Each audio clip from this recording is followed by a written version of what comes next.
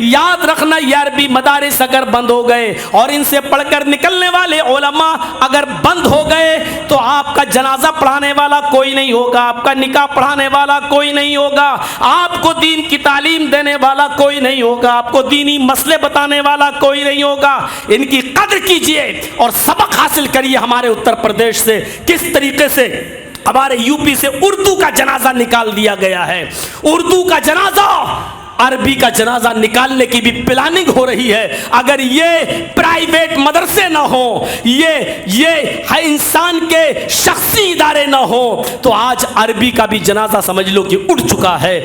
اگر آپ چاہتے ہیں کہ علم باقی رہے، علماء باقی رہیں، تو ان شخصی اداروں کی قدر آپ کو کرنا پڑے گی۔ والا بھی ضروری نہیں کہ وہ اسلام پہ مرے، زندگی بھر اسلام پر عمل کرتا ہے لیکن ضروری نہیں کہ وہ اسلام پہ مرے۔ دیکھیے یہ صحابی زندگی بھر نیک عمل کرتے رہے لیکن آخر میں کیا ہوا؟ اس لیے یہ دعا کرنا چاہیے کہ اللہ عمل زندگی بھر اسلام پر رہے اور خاتمہ بالخیر ہو، ایمان پر ہو، کیونکہ اصل خاتمہ ہے خاتمہ ایمان پر۔ اس لیے فرمایا من کان آخر کلامہ لا الہ الا اللہ دخل الجنہ، جس کی زبان سے آخری جملہ لا الہ الا اللہ نکلا وہ جنت کے اندر جائے گا۔ وہاں مرنے بھی تو نہیں دیا جائے گا کہ چلو مر جائیں تو جھمیلہ ختم ہو جائے، مرنے بھی تو نہیں دیا جائے گا۔ یہاں بے نمازی کا سر کچل دیا گیا، پتھر مارا، سر کچل گیا، بھیجا باہر، مر گیا۔ جب تک فرشتہ پتھر اٹھا رہا ہے تب تک اس کو دوبارہ زندہ کر دیا گیا، پھر آؤ، پھر مارا، تب تک پتھر اٹھا رہا تب تک اس کو پھر لا یموت فیہا ولا یحیا، نہ ہم تمہیں مرنے دیں گے نہ تمہیں زندہ ہی رہنے دیا جائے گا۔ الحمدللہ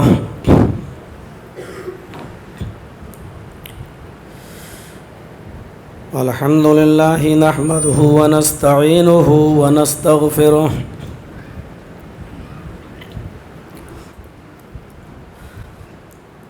ونعوذ باللہ من شرور انفسنا ومن سیئات اعمالنا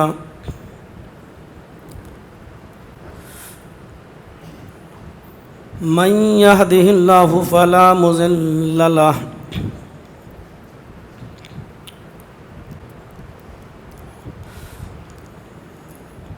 ومن يضلله فلا هادي له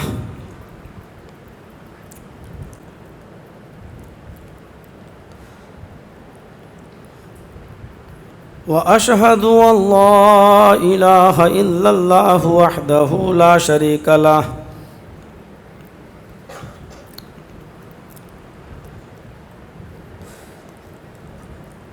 وأشهد أن محمدًا عبده ورسوله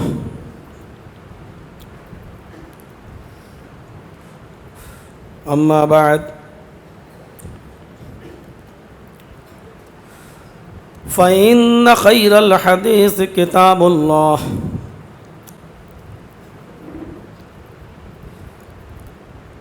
وخير الهدي هدي محمد صلى الله عليه وسلم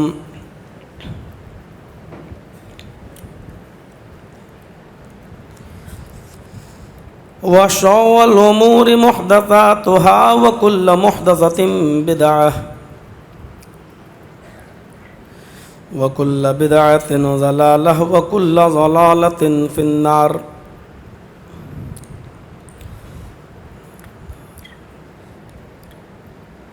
أعوذ بالله من الشيطان الرجيم، بسم الله الرحمن الرحيم۔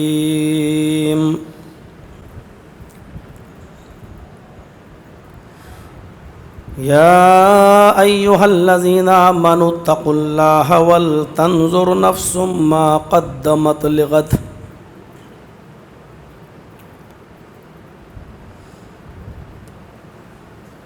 رب اشرح لي صدري ويسر لي أمري واحلل عقدة من لساني يفقهوا قولي۔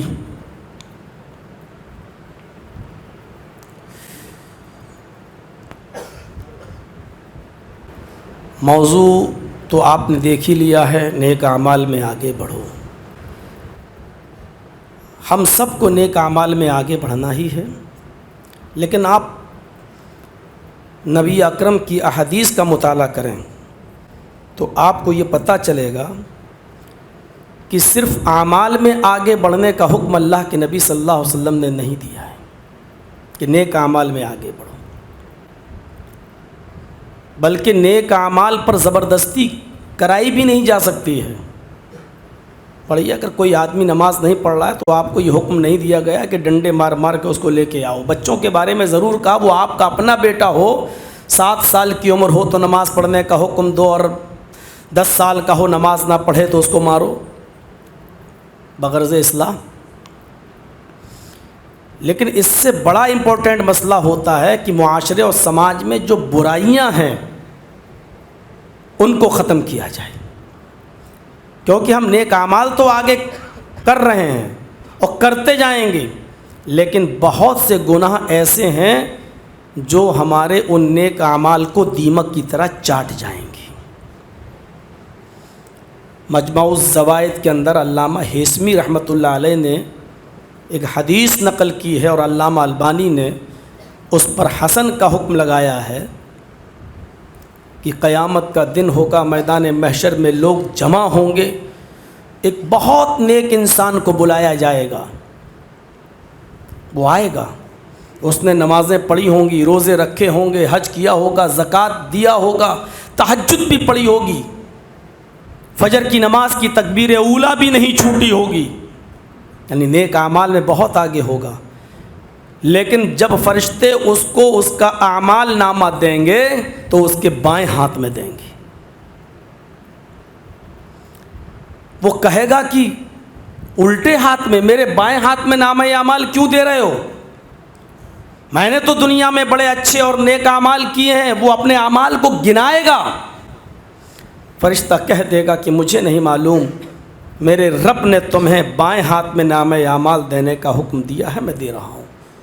وہ لے گا، پکڑے گا، کھولے گا، دیکھے گا، اس میں یہ برائی، یہ برائی، یہ برائی، یہ برائی، پورے اعمال نامے کو پڑھ ڈالے گا، سوائے گناہ کے اس میں ایک بھی نیکی نہیں لکھی ہوگی۔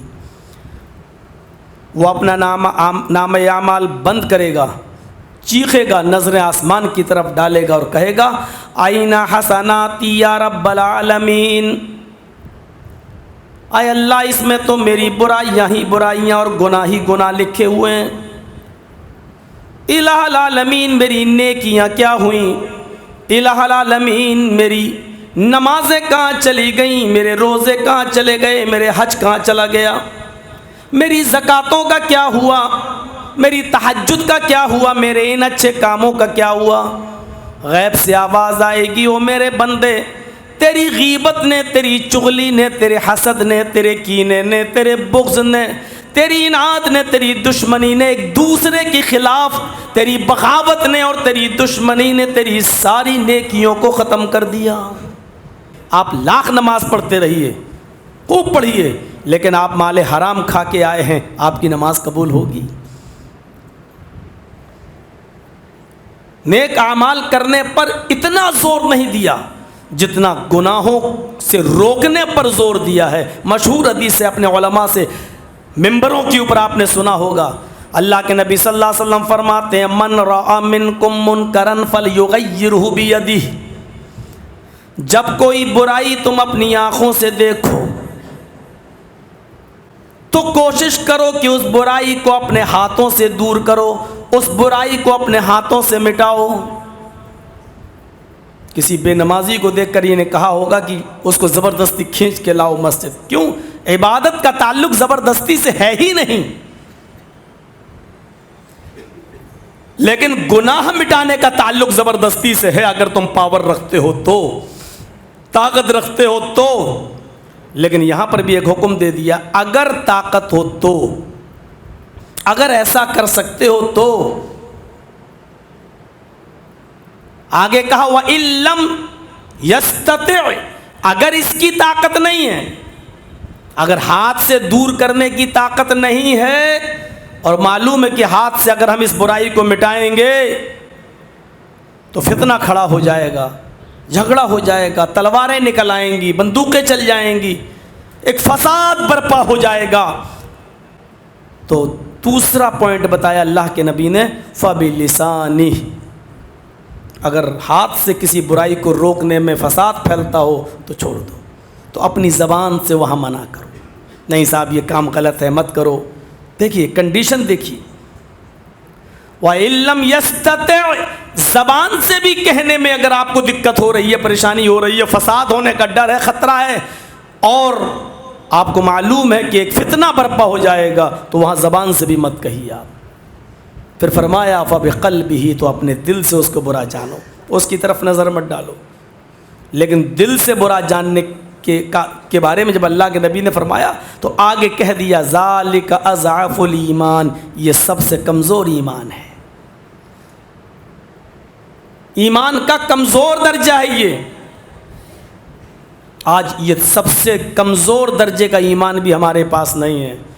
ہم جانتے ہیں کہ بارات کا اسلام میں کوئی تصور نہیں ہے، ہم جانتے ہیں کہ یہ 200 300 400 آدمیوں کی بارات کا اسلام میں کوئی تصور نہیں ہے، ہم یہ بھی جانتے ہیں کہ لڑکی والا کھانا کھلاتا ہے جو باراتیوں کو، اس کھانے کا بھی اسلام کے اندر کوئی تصور نہیں ہے۔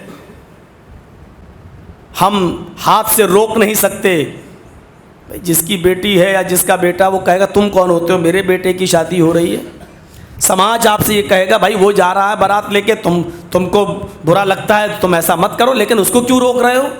زبان سے بھی آپ نہیں کہہ سکتے، کیونکہ جرجیت صاحب کو پاور ہے صرف اس مسجد کی باؤنڈری میں بولنے تک کا، یہاں بول سکتا ہوں میں، لیکن کسی کی بارات میں جا کر میں بھی نہیں کہہ سکتا ہوں کہ آپ یہ 200 300 آدمی کی بارات لائے ہو غلط۔ وہ کیا کہے گا تیرے باپ کا کیا جا رہا، میں لایا ہوں۔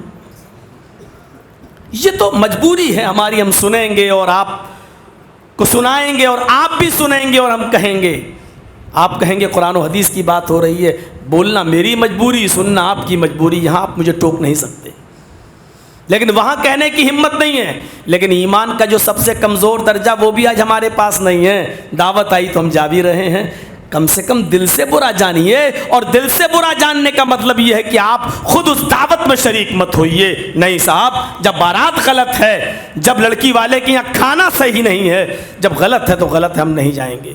زبان سے کہہ نہیں سکتے، ہاتھ سے روک نہیں سکتے، دل سے برا جاننے کا مطلب یہ ہے کہ آپ اس میں شرکت مت کیجیے۔ تو یہ تیسرے درجے کا ایمان، کمزور ایمان کا درجہ بھی آج ہمارے پاس نہیں۔ یہ صورتحال ہے۔ دیکھ رہے ہیں کس طریقے سے اللہ کے نبی نے برائیوں کو روکنے کا حکم دیا۔ طاقت ہو تو ہاتھ سے روکو۔ میں نے پچھلے سفر میں کسی جلسے میں بتایا تھا، حضرت عمر فاروق نے ایک آدمی کے پائجامے کو ٹخنوں سے نیچے لٹکتا ہوا دیکھا تو کہا کہ احائز انتا، کیا تجھے پیریڈ آ رہا ہے؟ عورتوں کو پیریڈ آتا ہے، MC جو مہینہ ہوتا ہے، جو لیڈیز کی ایک فطری ایک فطرت ہے، ان کو آتا ہے۔ تو حضرت عمر فاروق نے اس آدمی کو دیکھا جس کا پاجامہ لنگی ٹکنے سے نیچے، احائز انتا، کیا تجھے حیض آ رہا ہے؟ اس نے پیچھے مڑ کے دیکھا ہے، کس کو کہہ رہے ہیں امیر المومنین، کس سے کہہ رہے ہیں؟ کہا تجھ سے کہہ رہا ہوں۔ تو ہنستا ہے، کہتا حل یحیض الرجل، کیا مرد کو بھی مہینہ آتا ہے؟ تو حضرت عمر فاروق نے کہا کیا مرد بھی ٹخنے سے نیچے کپڑا پہنتا ہے؟ ٹخنے سے نیچے کپڑا پہننے کا حکم اللہ کے رسول نے عورتوں کو دیا ہے، ٹخنے سے اوپر حکم اللہ کے نبی نے مردوں کو دیا ہے، بلکہ یہاں تک فرمایا کہ جس کا پائجامہ، جس کا تہبند ازار کپڑا ٹخنوں سے نیچے ہوگا، قیامت کے دن اللہ رب العالمین اس کے اوپر رحمت کی نظر نہیں ڈالے گا۔ دو ہی نظریں ہوتی ہیں، رحمت کی یا غصے کی۔ جب رحمت کی نظر نہیں ڈالے گا تو کون سی نظر ہوئی؟ غصے کی۔ اور جس پر اللہ غصے کی نظر ڈال دے وہ آدمی جنت کا مستحق ہو سکتا ہے؟ تھوڑا سا مفہوم مخالف نکال کر نتیجہ اخذ کرنے کی کوشش کیجیے۔ حدیث میں کہہ دیا اللہ اس پر رحمت کی نظر نہیں ڈالے گا، تو اس کا مطلب کیا ہوا؟ غضب کی نظر، غصے کی نظر ڈالے گا۔ اور جس پر اللہ غصے کی نظر ڈال دے اس آدمی کو جنت نصیب ہوگی۔ تو میرے بھائیو، اس پر ہمیں غور کرنا چاہیے۔ پھر چھری لی اور اس کے پاجامے کو کاٹ دیا. اس نے کہا نہیں امیر المومنین میں اپنے گھر میں صحیح کر لوں گا, میں اس کو ٹخنوں سے اوپر کر لوں گا. فرمایا ہاں تم کر لو گے, لیکن اس برائی کو میں نے اپنی آنکھوں سے دیکھا ہے. اور محمد رسول اللہ نے فرمایا کہ اپنی آنکھوں سے دیکھتے ہو, اگر طاقت رکھتے ہو تو اپنے ہاتھوں سے دور کرو. مجھے اپنے ہاتھوں سے دور کرنے کی طاقت ہے, کیونکہ میں خلیفہ ہوں اور لوگوں نے مجھے امیر بنایا ہے, اس لیے میرے اندر یہ طاقت ہے کہ میں اپنے ہاتھ سے دور کروں. مٹا دیا, کاٹ دیا اس کے پاجامے کو.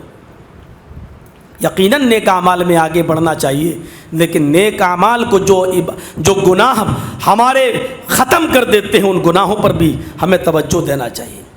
امام ترمذی ابواب الزہد کے اندر ایک روایت لاتے ہیں, ابو ہریرہ اس حدیث کے راوی ہیں, آئیے ذرا دیکھتے ہیں. وعن ابی ہریرہ رضی اللہ تعالی عنہ ان رسول اللہ صلی اللہ علیہ وسلم قال بادروا بالاعمال سبعا هل تنتظرون الا فقرا منسیا او غنى مطغیا او مرضا مفسدا او حرما مفندا او موتا مجهزا او الدجال فشر غائب ينتظر او الساعة فالساعة ادهى وامر. اس حدیث کو امام ترمذی رحمۃ اللہ علیہ ابواب الزہد کے اندر لائے ہیں. ابو ہریرہ فرماتے ہیں کہ اللہ کے نبی جناب محمد رسول اللہ صلی اللہ علیہ وسلم نے فرمایا کہ 7 چیزوں کے نمودار ہونے سے پہلے 7 چیزوں کے نمودار ہونے سے پہلے تم نیک اعمال کرنے میں جلدی کرو. 7 چیزوں کے ظاہر ہونے سے پہلے, 7 چیزوں کے نمودار ہونے سے پہلے, یا 7 چیزوں کے واضح ہو جانے سے پہلے تم نیک اعمال میں جلدی کرو. ان 7 چیزوں کا انتظار مت کرو. کیا تم ان چیزوں کا انتظار کر رہے ہو, ان کے بعد تم نیک عمل کرو گے؟ نہیں. بادروا بالاعمال سبعا, 7 چیزوں کے آنے سے پہلے تم نیک اعمال کرو. ان میں پہلی چیز فرمائی هل تنتظرون الا فقرا منسیا. اللہ تعالیٰ نے تمہیں دولت دی ہے, تمہیں ہر چیز سے نوازا ہے, تمہارے پاس آرام ہی آرام ہے, اللہ کی عبادت کر سکتے ہو, کرو. کیا تم ایسی فقیری اور غریبی کا انتظار کر رہے ہو جو تمہیں سب کچھ بھلا دے؟ جب دولت ہے تمہارے پاس, عیش و آرام کی ساری چیزیں تمہارے پاس, سردیوں میں پانی گرم کرنے کی ضرورت ہے تو گھر میں گیزر لگا ہوا ہے, گرم شال ہے, سویٹر ہے, مسجد میں جا سکتے ہو, نماز پڑھ سکتے ہو. کیا تم فقیری کا, ایسی غریبی کا انتظار کر رہے ہو جو تمہیں سب کچھ بھلا دے؟ عیش و آرام کی چیزیں تمہارے پاس ہیں, جب تم ابھی عبادت نہیں کر سکتے ہو تو جب سب کچھ چھن جائے گا تب تم عبادت کرو گے. بہت بڑے ایسے امیروں سے ہمارا سابقہ ہوا ہے, آپ تعجب کریں گے. وہ احمد آباد کی سرزمین اور 2002 کے دنگے کے بعد, 2002 سے پہلے جن کے بڑے بڑے شو روم ہوا کرتے تھے, کروڑوں روپیوں کی ملکیت تھی ان کے پاس, ملا ہوں میں ان سے, اور 2002 کے دنگوں کے بعد بھی ان سے ملاقات ہوئی. جو کروڑوں کی ملکیت کے مالک تھے وہ کئی سال تک خیموں میں رہے, ان کا اپنے رہنے کے لیے, سر چھپانے کے لیے ان کے پاس جھونپڑی نہیں تھی. خیمے میں رہے, سرکاری کھانا ان کے پاس آتا رہا, انہوں نے وہ کھایا ہے. پھر آج ان کو تھوڑی سی جگہ دے دی گئی سر چھپانے کی. ایسے لوگوں سے بھی ملا ہوں اللہ کے یہاں. آزمائش کی کوئی بھی شکل ہو سکتی ہے, دولت دے کر بھی آزما سکتا ہے اور دولت چھین کر بھی آزما سکتا ہے. وہ تمہارے پاس عیش و آرام کی ساری چیزیں ہیں, اگر تم اب عمل نہیں کرو گے تو کیا یہ ساری چیزیں جب تم سے چھین لی جائیں گی تب تم عمل کرو گے؟ نہیں.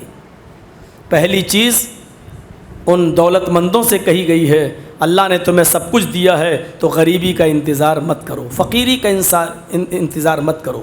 اور دوسری چیز غریبوں سے کہی جا رہی ہے تمہارے پاس ابھی وقت ہی وقت ہے. او غنن مطغیہ، یہ دوسری چیز ہے. آئے غریب لوگوں، تمہارے پاس ابھی وقت ہی وقت ہے، فرصت ہی فرصت ہے. کیا تم ایسی دولت کا اور ایسی امیری کا انتظار کر رہے ہو نیک عمل کرنے کے لیے جو دولت تمہیں سرکش بنا دے، جو دولت تمہیں سرکشی پر مجبور کر دے؟ کسی غریب آدمی کے پاس جب دولت آتی ہے اور نیچے سے جب وہ اوپر اٹھتا ہے تو گھمنڈ آ جاتا ہے کہ یہ میں نے اپنے ہنر سے اور اپنی محنت سے کمائی ہے.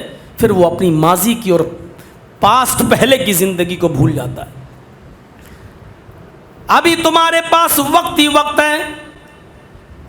خالی بیٹھے ہو، تھوڑا بہت کام کرتے ہو، اذان کی آواز آئی مسجد میں جا سکتے ہو، فجر میں اٹھ سکتے ہو، تہجد بھی پڑھ سکتے ہو.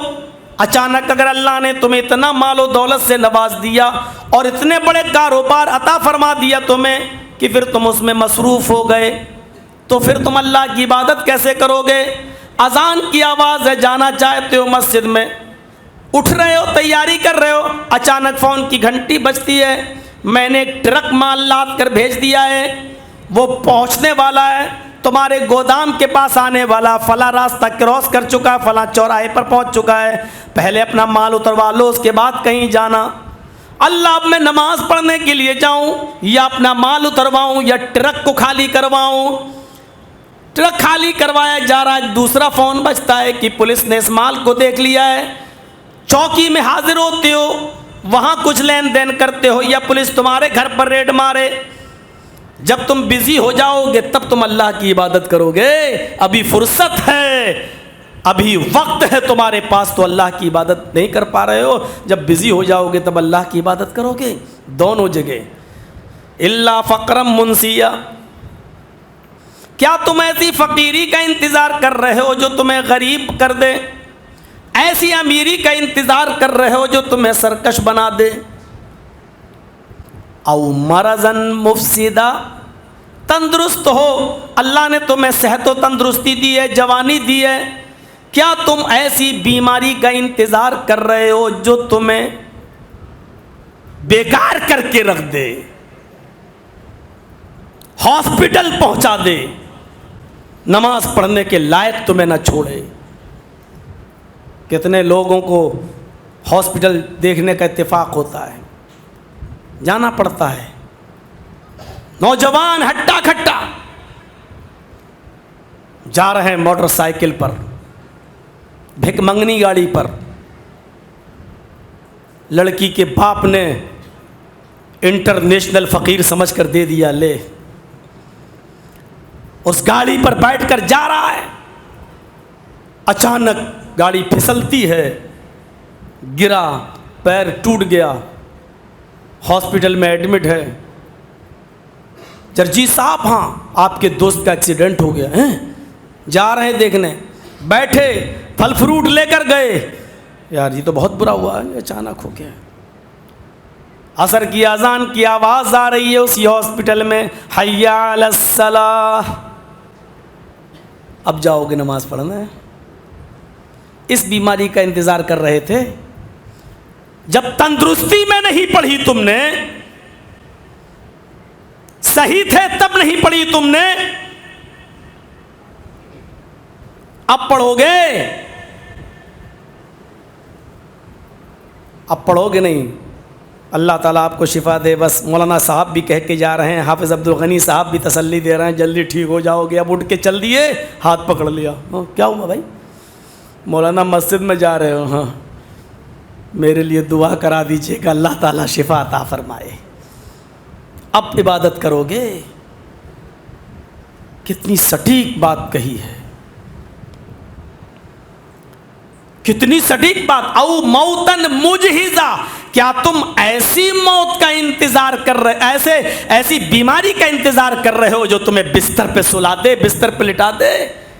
تندرست ہو. اسی لیے اس حدیث کی شواہد بہت ہیں، اگرچہ حکماً اس حدیث پر ضعف کا فتویٰ لگایا ہے علامہ البانی رحمۃ اللہ علیہ نے، لیکن میں نے اس حدیث کو عبد الحمید رحمانی رحمۃ اللہ علیہ، اللہ ان کو کروڑ کروڑ چین و سکون راحت نصیب فرمائے، اس حدیث کو انہوں نے بیان کیا تھا جو ابھی میں نے پڑھی ہے، اور اس جلسے میں انہوں نے کہا تھا کہ حدیث حکماً ضعیف ہے لیکن اس کے شواہد آتے ہیں، اور حافظ زبیر علی زئی نے ان شواہد کی بنیاد پر کہا کہ اس کو جلسوں میں بیان کیا جا سکتا ہے، اس کو تقریروں میں بیان کیا جا سکتا ہے، اس کو اجلاس میں بیان کر کے عبرت کے لیے لوگوں کو سنایا جا سکتا ہے میرے بھائیوں۔ اور اس حدیث کو میں نے عبدالحمید رحمانی صاحب کے ایک جلسے کے اندر بھی ان کے منہ سے سنتے ہوئے سنا، اور انہوں نے بھی کہا تھا کہ حدیث ضعیف ضرور ہے لیکن شواہد کی بنیاد پر تقویت اس حدیث کو حاصل ہے۔ میرے بھائیوں اب آپ بتائیے کہ کیا کریں گے؟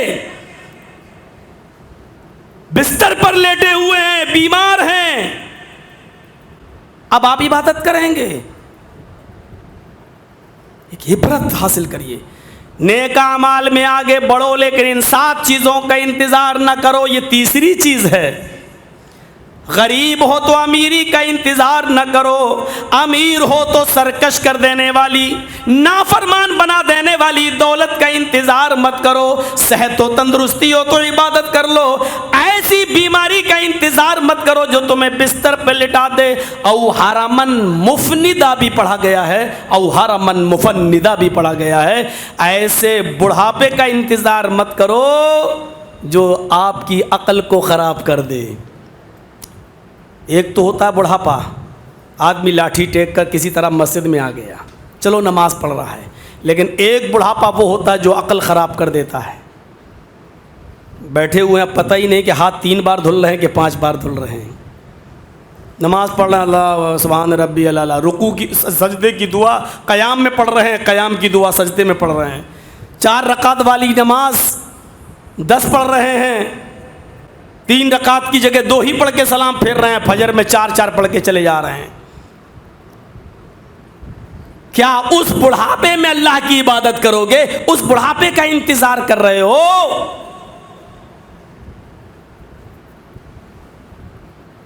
او حرمن مفندہ، ایسے بڑھاپے کا انتظار مت کیجئے جو تمہاری عقل خراب کر دے۔ اتنے بوڑھے ہو جاؤ گے جب دماغ کام نہیں کرے گا، مرفوع القلم ہو جاؤ گے، اٹھا لی جائے گی یہ ساری چیزیں تمہارے، تو تم اس بیماری کا انتظار کر رہے ہو، اس وقت عبادت کرو گے؟ اشارہ کیا جا رہا ہے کہ اس جوانی کو غنیمت سمجھ لو اور اللہ کی عبادت کرو، نیک اعمال میں آگے بڑھو اپنی جوانی کے اندر، ایسے بڑھاپے کا انتظار مت کرو۔ اور آگے بڑا عجیب جملہ، او موتن مجہزہ، 5ویں چیز، اچانک آ جانے والی موت کا انتظار مت کرو۔ اچانک تو موت کبھی بھی آ سکتی ہے۔ دیکھیے دلی میں دین رحمت کانفرنس ہو رہی تھی، اپنی جمعیت و جماعت کے نامور محقق بامبے کے اندر، کتنی بڑی جماعت دین رحمت کانفرنس، اور رضا اللہ محمد ادریس سلفی ثم مدنی رحمۃ اللہ علیہ جامعہ سلفیہ کے استاذ محترم قضاء و قدر کے موضوع پر گفتگو کر رہے تھے، اور اس کے بعد طبیعت بگڑی اور ہاسپٹل جانے سے پہلے ان کا انتقال ہو گیا۔ اللہ رب العالمین ان کو جنت الفردوس میں اعلیٰ مقام عطا فرمائے۔ موت کا کیا بھروسہ ہے؟ یہ اچانک موت کبھی بھی آ سکتی ہے۔ کتنے ارمان کے ساتھ انسان اپنے بچوں کو پڑھاتا ہے، اللہ مجھے بیٹا دے، بیٹا دے، بیٹا دے، رب ہب لی من الصالحین، بیٹی ہو جاتی ہے، اللہ کوئی بات نہیں، تو نے مجھے جو دیا ہے اس پر میں خوش ہوں لیکن ایک بیٹا چاہتا ہوں، اللہ بیٹا دے، بیٹا دے، بیٹا دے، پھر بیٹی ہو جاتی ہے، اللہ مجھے تجھ سے کوئی شکوہ نہیں لیکن ایک بیٹے کی دعا ہے، اللہ مجھے بیٹا دے، پھر بیٹی ہو جاتی ہے، اللہ تو مجھے جو بھی دے رہا ہے مجھے کوئی اعتراض نہیں ہے لیکن ایک بیٹے کا سوال ہے، میرے پروردگار بڑھاپے میں میرا سہارا بنے گا۔ 3 4 بیٹیوں کے بعد اللہ نے اس کی سن لی اور بیٹا دیا۔ اب بیٹیوں سے زیادہ بیٹے کی محبت اس کو ہو رہی ہے کیونکہ 4 بیٹیوں کے بعد ایک بیٹا پیدا ہوا ہے۔ اب بھول گیا کہ میرے رب نے دیا ہے، اب اچھی طریقے سے اس کا عقیقہ کیا جا رہا ہے، ناچ گانے والے بھی آ رہے ہیں، گانے بھی بج رہے ہیں، پھر دھیرے دھیرے وہ بڑا ہوتا ہے، پڑھنا شروع کر دیتا ہے، 3 سال کا ہوا نرسری میں ایڈمیشن، 4 سال کا ہوا وہ LKG میں چلا گیا، 5 سال کا ہوا UKG میں چلا گیا، 6 سال کا ہوتے ہوتے اس نے فرسٹ میں انٹری لے لی، دھیرے دھیرے بڑھنے لگا۔ بھائی مولانا صاحب اس سے کہنے لگے آپ کا بیٹا بڑا ذہین ہے، عربی بھی پڑھاتے ہو؟ کہ نہیں۔ پھر کیا ہوگا، آپ تو انگلش میڈیم میں اپنے بچے کو پڑھا رہے ہیں۔ کہا مولانا صاحب گھر پہ آیا کریے اور میرے بیٹے کو عربی پڑھا دیا کیجیے۔ مولانا صاحب نے مان لی ان کی بات، مولانا صاحب ان کو گھر پہ جانے لگے اور عربی پڑھانے لگے۔ مولانا نے محسوس کیا کہ بہت بچہ بڑا ذہین ہے۔ مولانا صاحب اپنی حیثیت کے مطابق لڑکے کے بچے کے باپ کو مشورہ دینے لگے، آپ اپنے بچے کو انگلش میڈیم میں پڑھا رہے ہیں، پڑھائیے، منع نہیں، اگر اس کو عربی کی تعلیم دیتے اور کسی مدرسے میں داخل کرتے تو آپ کا بچہ اتنا ذہین ہے کہ میری دل کی یہ گہرائی سے آواز نکلتی ہے کہ یہ بچہ آگے چل کر دین کا بہت بڑا عالم بنے گا۔ اس کا ذہن بتا رہا ہے کہ دین کی بہت خدمت کر سکتا ہے۔ اتنی سی بات سننا تھی کہ باپ کا چہرہ چکرا گیا۔ مولانا صاحب آپ کو کتنی تنخواہ ملتی ہے؟ مولانا صاحب نے کہا بھائی 10,000 8,000۔ بس تم کیا چاہتے ہو کہ میرا بیٹا مولانا بن کر مسجد میں امامت کر کے 10,000 روپیہ کمائے؟ اتنا تو میرے بیٹے کی بیوی کے میک اپ میں خرچ ہو جائے گی۔ اب بھول گیا کہ 4 بیٹیوں کے بعد بیٹا دیا ہے، پڑھاتا ہے، ادھر باپ کی عمر آگے بڑھتی جا رہی ہے۔ بیٹے نے میٹرک پاس کیا، 10واں پاس کیا، ذہین تھا، اس نے سائنس سائٹ لی، بایو وغیرہ پڑھی اور انٹر میں بھی اس نے اچھے نمبر حاصل کیے، پھر نیٹ میں بھی پاس ہوا، اس کا MBBS میں ایڈمیشن ہو جاتا ہے۔ 4.5-5 سال MBBS کرنے کے بعد اس نے 2 سال MS کرنے میں لگایا۔ پڑھتے پڑھتے بچے کی عمر 25 سال ہو گئی، باپ بھی 60 سال 55 سال 60 سال کے قریب پہنچ چکا ہے، کیونکہ اس کی 4 بیٹیاں پہلے سے تھیں، اس کے بعد یہ بیٹا ہوتا ہے۔ 55-60 کو اس کا باپ بھی کراس کر جاتا ہے اس بچے کا۔ بیٹا ڈاکٹر تو بن گیا، سرکاری جاب بھی لگ گئی، اپنے گھر کے ایک روم میں وہ پرائیویٹ بھی بچوں کو لوگوں کو دیکھتا تھا، ڈبل کمائی ہونے لگی، پھر رشتے بھی اچھے آنے لگے۔ لیکن چونکہ میرا بیٹا ڈاکٹر ہے، اس لیے چاہوں گا کہ میرے بیٹے کو بیوی بھی ڈاکٹر ملے تاکہ دونوں مل کر کمائیں۔ بڑی محنت سے تلاش بھی کر لیا، اس کو ایک لیڈی ڈاکٹر بھی مل گئی، دگنی کمائی ہونے لگی۔ بیوی گھر میں یہ ہاسپٹل اچانک ڈیوٹی سے لوٹ کے آ رہا ہے، بیوی کے پیٹ میں 4 مہینے کا حمل ہے، زیادہ ڈیوٹی نہیں کر پا رہی ہے۔ شروع کے دن میں خود ڈاکٹر ہے، اس کو معلوم ہے کہ ہمیں کتنا پرہیز کرنا ہے۔ ڈاکٹر صاحب ایک آپریشن کر کے رات میں آ رہے ہیں، ایمرجنسی آپریشن، 25 26 27 سال کا یہ لڑکا ڈاکٹر بن چکا ہے، خود گاڑی چلا رہا ہے، ڈرائیو کر رہا ہے، راستے میں ٹرک آ رہا ہے، ٹرک کا ڈرائیور شراب کے نشے میں چور ہے، ڈاکٹر صاحب اوورٹیک کرنے میں غلطی کر گئے، ٹرک کا ڈرائیور شراب کے نشے میں چور ہے، ڈاکٹر صاحب کی گاڑی ٹرک سے ٹکراتی ہے، فوراً اسی جگہ گاڑی کھائی میں گرتی ہے، آن اسپاٹ 27 سال کا یہ لڑکا جو اب MS ڈاکٹر ہے انتقال کر جاتا ہے۔ گاڑی کے نمبر سے پتہ چلتا ہے کہ کس کا بیٹا ہے۔ 2-4 آدمی گھر پہ جاتے ہیں، باپ کو خبر دیتے ہیں کہ ادھر آؤ۔ ارے بھائی مجھے کہاں لے جا رہے ہو؟ ارے ادھر تو چلو۔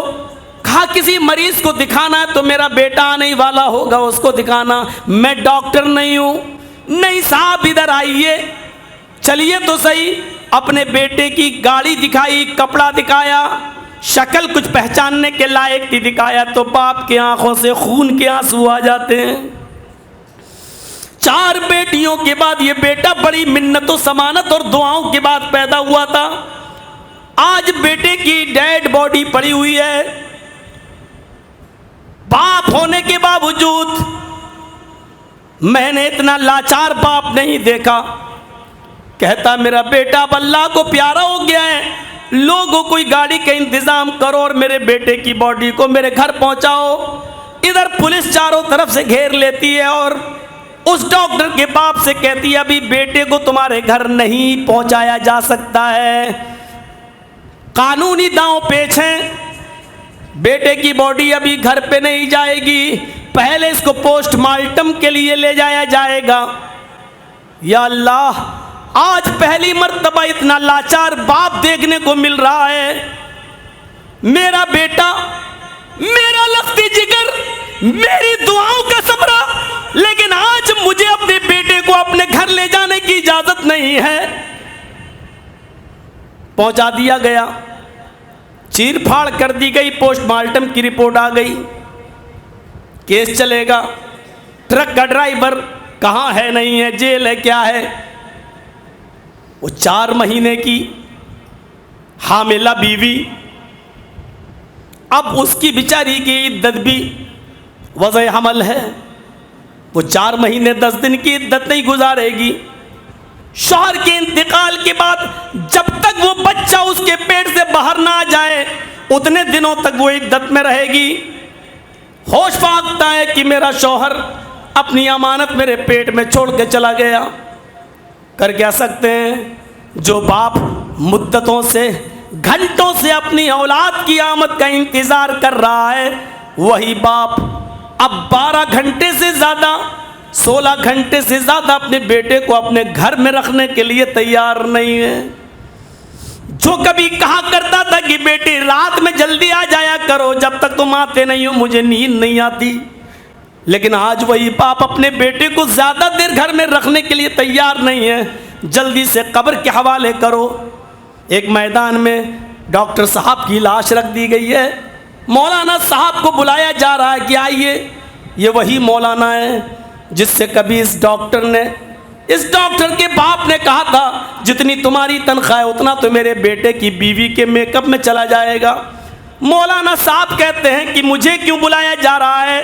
کہا میرے بیٹے کی جنازے کی نماز پڑھاؤ۔ مولانا نے کہا میری کیا اوقات ہے کہ آپ کے بیٹے کی جنازے کی نماز پڑھاؤں؟ آپ کا بیٹا تو ایک دن میں 1 لاکھ روپے چھاپتا تھا، میری تنخواہ تو 1 مہینے میں 10,000 ہے، میری اوقات نہیں کہ میں آپ کے بیٹے کی نماز جنازہ پڑھا سکوں۔ میرے جو تنخواہ ہے اتنی تو آپ کے بیٹے کی بیوی میک اپ میں خرچ کر دیتی ہے، اپنے بیٹے کی اوقات والا مولوی ڈھونڈ لو۔ باپ کی آنکھوں میں سوائے آنسوؤں کے اور کچھ نہیں۔ مولانا مجھ سے غلطی ہو گئی، معاف کر دیجئے، میں نے جذبات کی رو میں بہہ کر یہ کہہ دیا۔ ٹھیک ہے، جب آپ کو اپنی شرمندگی کا احساس ہو گیا تو میں بھی آپ کی بیٹے کی جنازے کی نماز پڑھا دیتا ہوں۔ جنازے کے پیچھے مولانا کے پیچھے صف لگی ہوئی ہے۔ مولانا نے ایک اور طنز مارتے ہوئے کہا صاحب تم اس لڑکے کا باپ کہاں ہے؟ کہا صاحب میں یہاں ہوں۔ کہا ایمانداری کے ساتھ بتاؤ، آج تمہارا بیٹا میرے پاس ہے، اس کی لاش میرے پاس ہے، ایمانداری کے ساتھ بتائیے اپنے بیٹے کے تم زیادہ قریب ہو یا میں زیادہ قریب ہوں؟ آج تمہارے بیٹے کے کام کون آ رہا ہے؟ علماء کی عزت کرنا سیکھو اے سماج والو، علماء کی قدر کرنا سیکھو اے لوگو۔ وہ پیدائش سے لے کر موت تک تمہارے ہر کام آنے والا ہے، اس کی قدر کرنا سیکھو، اس کی عزت و احترام کرنا سیکھو، ورنہ آج کل کی گورنمنٹ مولویوں ہی کو نشانہ بنا رہی ہے۔ یاد رکھنا یہ عربی مدارس اگر بند ہو گئے اور ان سے پڑھ کر نکلنے والے علماء اگر بند ہو گئے تو آپ کا جنازہ پڑھانے والا کوئی نہیں ہوگا, آپ کا نکاح پڑھانے والا کوئی نہیں ہوگا, آپ کو دین کی تعلیم دینے والا کوئی نہیں ہوگا, آپ کو دینی مسئلے بتانے والا کوئی نہیں ہوگا. ان کی قدر کیجئے اور سبق حاصل کریے ہمارے اتر پردیش سے کس طریقے سے ہمارے یو پی سے اردو کا جنازہ نکال دیا گیا ہے. اردو کا جنازہ, عربی کا جنازہ نکالنے کی بھی پلاننگ ہو رہی ہے. اگر یہ پرائیویٹ مدرسے نہ ہوں, یہ انسان کے شخصی ادارے نہ ہوں, تو آج عربی کا بھی جنازہ سمجھ لو کہ اٹھ چکا ہے. اگر آپ چاہتے ہیں کہ علم باقی رہے, علماء باقی رہے, تو ان شخصی اداروں کی قدر آپ کو کرنا پڑے گی. ان اداروں کو آپ کو قدر کی نظروں سے دیکھنا ہوگا اور ان کی ہر حیثیت سے, ہر طریقے سے ان کی مدد کرنا ہوگی. میرے اشارے آپ اچھی طریقے سے سمجھ رہے ہیں کہ میں کہنا کیا چاہتا. میرے پیارے ساتھیوں, جنازے کی نماز پڑھا دی گئی اور اس ڈاکٹر صاحب کو دفن کر دیا گیا. کچھ دن عدت گزارنے کے بعد بیوی نے بھی اپنے سسر کو دھکا مارا کہ میں بھری جوانی میں ایک ڈاکٹر ہوں, پڑھی لکھی ہوں, میں زندگی بھر تمہارے یہاں تمہاری بہو بن کر تو نہیں رہ سکتی ہوں. اس نے اس گھر کو بھی چھوڑا, پڑھی لکھی عورت تھی, ڈاکٹر تھی, اس نے کسی دوسرے سے نکاح کر لیا اور اپنا گھر بسا لیا. شرعاً یہ کوئی غلط بھی نہیں ہے, لیکن میں کہنا یہ چاہتا ہوں ذرا غور کیجئے کہ وہ باپ آج بھی زندہ ہے, آج 4 بیٹیاں بھی اس کی زندہ ہیں, لیکن جس بیٹے کو اس نے مانگا تھا منتوں, سمانتوں اور دعاؤں کے بعد, آج وہ بیٹا اس کے پاس موجود نہیں. امام کائنات اشارہ کرتے ہیں وَمَوْتًا مُجْہِزًا, اچانک آ جانے والی موت کے آنے سے پہلے تم نیک اعمال کرو. اگر اس ڈاکٹر نے نیک عمل کر لیے ہوتے, اب مرنے کے بعد جو اچانک موت آ گئی تم نیک عمل کرے گا؟ ہم اندازہ تو لگائیں. 5 چیزیں بتا دی گئی ہیں, اللہ فقرا منسیا او غنى مدغیا. امیر ہو تو غریبی سے پہلے, غریب ہو تو امیری سے پہلے, بیمار ہو, صحت و تندرست ہو تو بیماری سے پہلے, جوان ہو تو اس بڑھاپے سے پہلے جو عقل کو خراب کر دے, اور 5ویں چیز زندہ ہو تو اچانک آ جانے والی موت سے پہلے نیک عمل. اور 6ٹھی چیز اب الدجال فشر غائب ينتظر, خروج دجال سے پہلے نیک عمل کرو. جب دجال نکل آئے گا اور نیکیوں کے دروازے بند کر دیے جائیں گے تب نیک عمل کرو گے. فشر غائب ينتظر, غائب جو چیزیں دکھائی نہیں دیتی ہیں, ان غائب چیزوں میں سب سے بڑا شر, سب سے بڑا فتنہ دجال کا فتنہ ہوگا. اپنے آپ کو اللہ کہلوائے گا, اس کی پیشانی پر کاف رے لکھا ہوگا. متقی لوگ, ایمان والے لوگ پڑھ لیں گے, سمجھ جائیں گے. جو باعمل نہیں ہوں گے, منافق, فاسق و فاجر ہوں گے, وہ نہیں, ان کو توفیق نہیں ہوگی پڑھنے کی. تو کیا دجال کا انتظار کر رہے ہو؟ اور 7ویں چیز اب الساعہ فالساعۃ ادھیٰ وابر, قیامت کے دن کے آنے سے پہلے نیک اعمال کر لو. ہم سب جانتے ہیں کہ قیامت کا دن پھر عمل کا دن نہیں ہوگا. قیامت کا دن تو یوم الجزا ہوگا, بدلے کا دن ہوگا. اچھے کام کیے ہیں تو انعام, برے کام کیے ہیں تو اس کی سزا. قیامت کا دن جو سب سے زیادہ دہشتناک دن ہوگا, ادھیٰ و امر, سب سے زیادہ دہشتناک دن ہوگا, اور گناہگاروں کی تو حالت ہی خراب ہوگی. سمجھ جائیں گے سورج 1 میل کے فاصلے پر ہوگا, تدنی الشمس یوم القیامت کمقدار میل. مسلم شریف کی حدیث کے الفاظ 1 میل کے فاصلے پر ہوگا. انسان اپنے اپنے اعمال کے مطابق پسینوں میں ڈوبا ہوا ہوگا, کوئی ٹخنے کے برابر, کوئی پنڈلی کے برابر, کوئی گھٹنوں کے برابر, کوئی کمر کے برابر, کوئی گلے تک, اور کوئی اسی میں ڈبکیاں مار رہا ہوگا.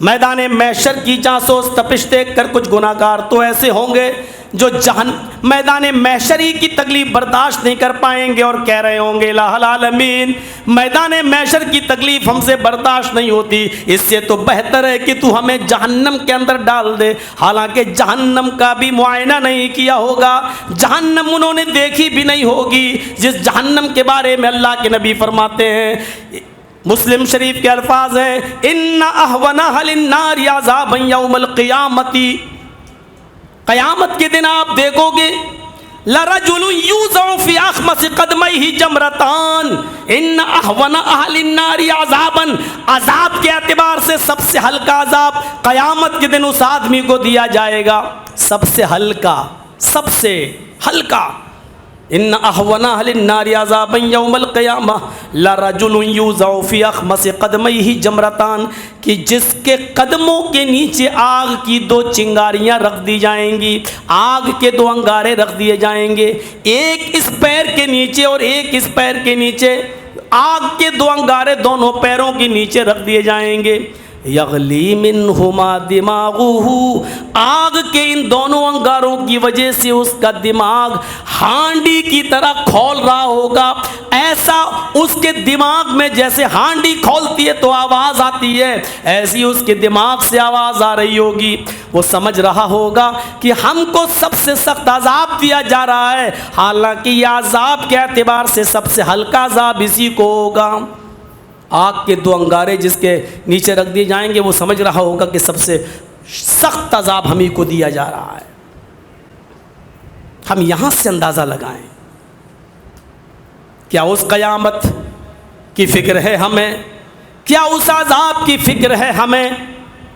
امام کائنات جب جہنم کا عذاب دیکھ کر آئے، وہاں کی ساری چیزوں کا معائنہ کر کے جب آئے، تو آپ نے مسجد میں آنے کے بعد جو خطاب کیا وہ یہ خطاب کیا، لوگو جو میں جانتا ہوں وہ تم نہیں جانتے، لو تعلمون ما اعلم لضحکتم قلیلا ولبکیتم کثیرا، جو چیزیں میں جانتا ہوں جہنم میں دیکھ کر آیا ہوں، اگر وہ تمہیں معلوم ہو جائیں، وہ تم جان جاؤ، لضحکتم قلیلا ولبکیتم کثیرا، تو تمہیں دنیا میں ہنسی کم آئے گی اور رونا زیادہ آئے گا، روتے روتے تم اپنی زندگی گزار دو گے۔ ترمذی کے الفاظ تو یہ ہیں کہ اللہ کے نبی صلی اللہ علیہ وسلم نے فرمایا اتت السماء وحق لها ان تئت، فرشتوں کے وزن سے آسمان چرمرا رہا ہے، آسمان آوازیں کر رہا ہے،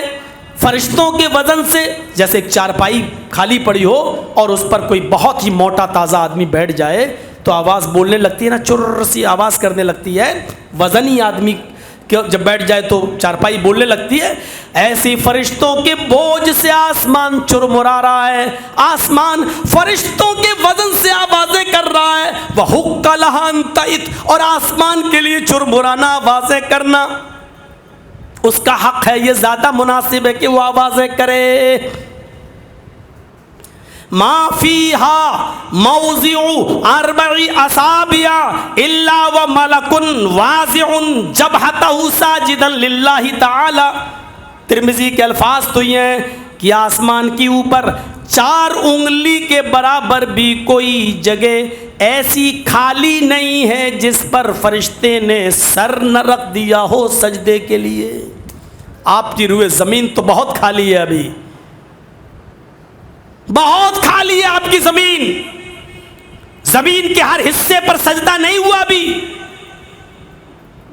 آسمان پر فرشتے ہی فرشتے، اور فرشتوں کے وزن سے آسمان چرمرا رہا ہے، لیکن آسمان پر 4 انگلی کے برابر، ما فیہا موضع 4 اصابع، 4 انگلی کے برابر اتنی بھی جگہ آسمان پر ایسی خالی نہیں ہے جہاں فرشتہ سجدہ نہ کر رہا ہو۔ یعنی اللہ کو اپنی عبادت کے لیے ہماری اور آپ کی ضرورت نہیں تھی، کافی تھے فرشتے، اور اس کی عبادت ہو رہی ہے۔ ساجدا للہ، وہ اللہ کو سجدہ کر رہے ہیں۔ اس کے بعد اللہ کے نبی نے فرمایا لو تعلمون ما اعلم لضحکتم قلیلا ولبکیتم کثیرا وما تلذذتم بالنساء۔ اس حدیث کے اندر یہ الفاظ زیادہ ہیں، اس سے پہلے کی حدیث مسلم کی تھی. یہ ترمذی کے الفاظ ہیں. آسمان کے اوپر 4 انگلی کے برابر بھی کوئی جگہ خالی نہیں ہے جہاں فرشتے نے سر نہ رکھ دیا ہو سجدے کے لیے. جو میں جانتا ہوں وہ تم نہیں جانتے. جہنم کے عذاب کے سلسلے میں جو تم جانتے ہو وہ میں نہیں جانتا. جو میں جانتا ہوں وہ تم نہیں جانتے. اگر تمہیں وہ چیزیں معلوم ہو جائیں جو میں جانتا ہوں لَضَحِكْتُمْ قَلِيلًا وَلَبَكَيْتُمْ كَثِيرًا, تو تم ہنسنا چھوڑ دو گے اور روتے روتے اپنی زندگی گزارو گے. وَمَا تَلَذَّذْتُمْ بِالنِّسَاءِ, دنیا میں تم سب سے زیادہ لذت انجوائے اپنی حلال بیویوں سے حاصل کرتے ہو. اگر میں تمہیں وہ چیز بتا دوں اور تمہیں جہنم کے عذاب کے بارے میں معلوم ہو جائے کہ وہ عذاب کیا ہے, تو تم اپنی بیویوں سے لذت اٹھانا چھوڑ دو گے. تم اپنی بیویوں سے جسمانی تعلق قائم کرنا چھوڑ دو گے. تم اپنی بیویوں کو نظر انداز کر دو گے. تجرون الی اللہ, تم جنگلوں کا رخ کر لو گے. تم جنگلوں میں چلے جاؤ گے. تجارون الی اللہ, تم وہاں جا کر اللہ کی پناہ مانگو گے. تم جنگلوں کا رخ کر لو گے. لکڑیاں چبا چبا کر اپنا گزر بسر کرنا پسند کر لو گے, لیکن اپنے بیوی بچوں کے جھمیلے میں کبھی نہیں پڑو گے. اپنے بیویوں کے قریب کبھی نہیں جاؤ گے. وہاں ولا خرجتم الی الصعودات, تم بیابان جنگلوں میں چلے جاؤ گے. تجارون الی اللہ, اور وہاں تم اللہ کی پناہ مانگتے پھرو گے, اور وہاں جڑیں کھا کھا کر پتے چبا چبا کر اپنی زندگی گزارنا پسند کر لو گے. پھر اپنی معاشی زندگی میں اقتصادی زندگی میں آنے کا نام نہیں لوگے. نہیں ہم سے گناہ ہو جائے گا, ہم یہاں نہیں جائیں گے. غور کرو, اللہ کے نبی صلی اللہ علیہ وسلم یہ حدیث بیان کر کے ہمیں نیک اعمال میں آگے بڑھنے کا اشارہ کر رہے ہیں کہ ہم اس دنیا کے اندر اچھے اعمال کر لیں, اچھے اعمال کر لیں, اور اللہ کے عذاب کا تصور اپنے دل و دماغ کے اندر رکھیں. اللہ کے عذاب کا تصور, جہنم کا عذاب صاف قرآن کہتا ہے کہ کسی آنکھ نے دیکھا نہیں ہوگا, کسی کان نے اس کی کیفیت سنی نہیں ہوگی, اور کسی ذہن نے اس کے بارے میں تصور نہیں کیا ہوگا کہ وہ کتنا سخت عذاب ہوگا. کافی ہے یہ جاننے کے لیے کہ اگر میں, اللہ کے نبی نے فرمایا جو میں جانتا ہوں اگر وہ تمہیں معلوم ہو جائے تو تم ہنسنا چھوڑ دو گے, رونا شروع کر دو گے, اپنی بیویوں سے لذت حاصل نہیں کرو گے, بیابان جنگلوں میں چلے جاؤ گے. جہنم کے عذاب کا تصور کرنے کے لیے اتنی بات کافی ہے کہ کیسا ہوگا. چھوٹی سی ایک لہر آئی تھی بھوپال میں, یاد ہے وہ جب بھوپال میں گیس کانڈ ہوا تھا, مجھے جب وہاں کے نوجوانوں نے بلایا ابھی تقریباً کوئی 9 سال 8 سال پہلے, تو میں نے ان سے کہا تھا کہ وہ گیس کانڈ کہاں ہوا, تو وہ جگہ مجھے دکھایا. ان لوگوں نے, وہاں کے لوگوں نے مجھے بتایا کہ مولانا صاحب جب گیس یہاں نکلی تھی اور لوگ مرے تھے تو اس وقت حالت یہ تھی کہ ماں اپنے دودھ پیتے بچے کو چھوڑ کر بھاگ رہی تھی.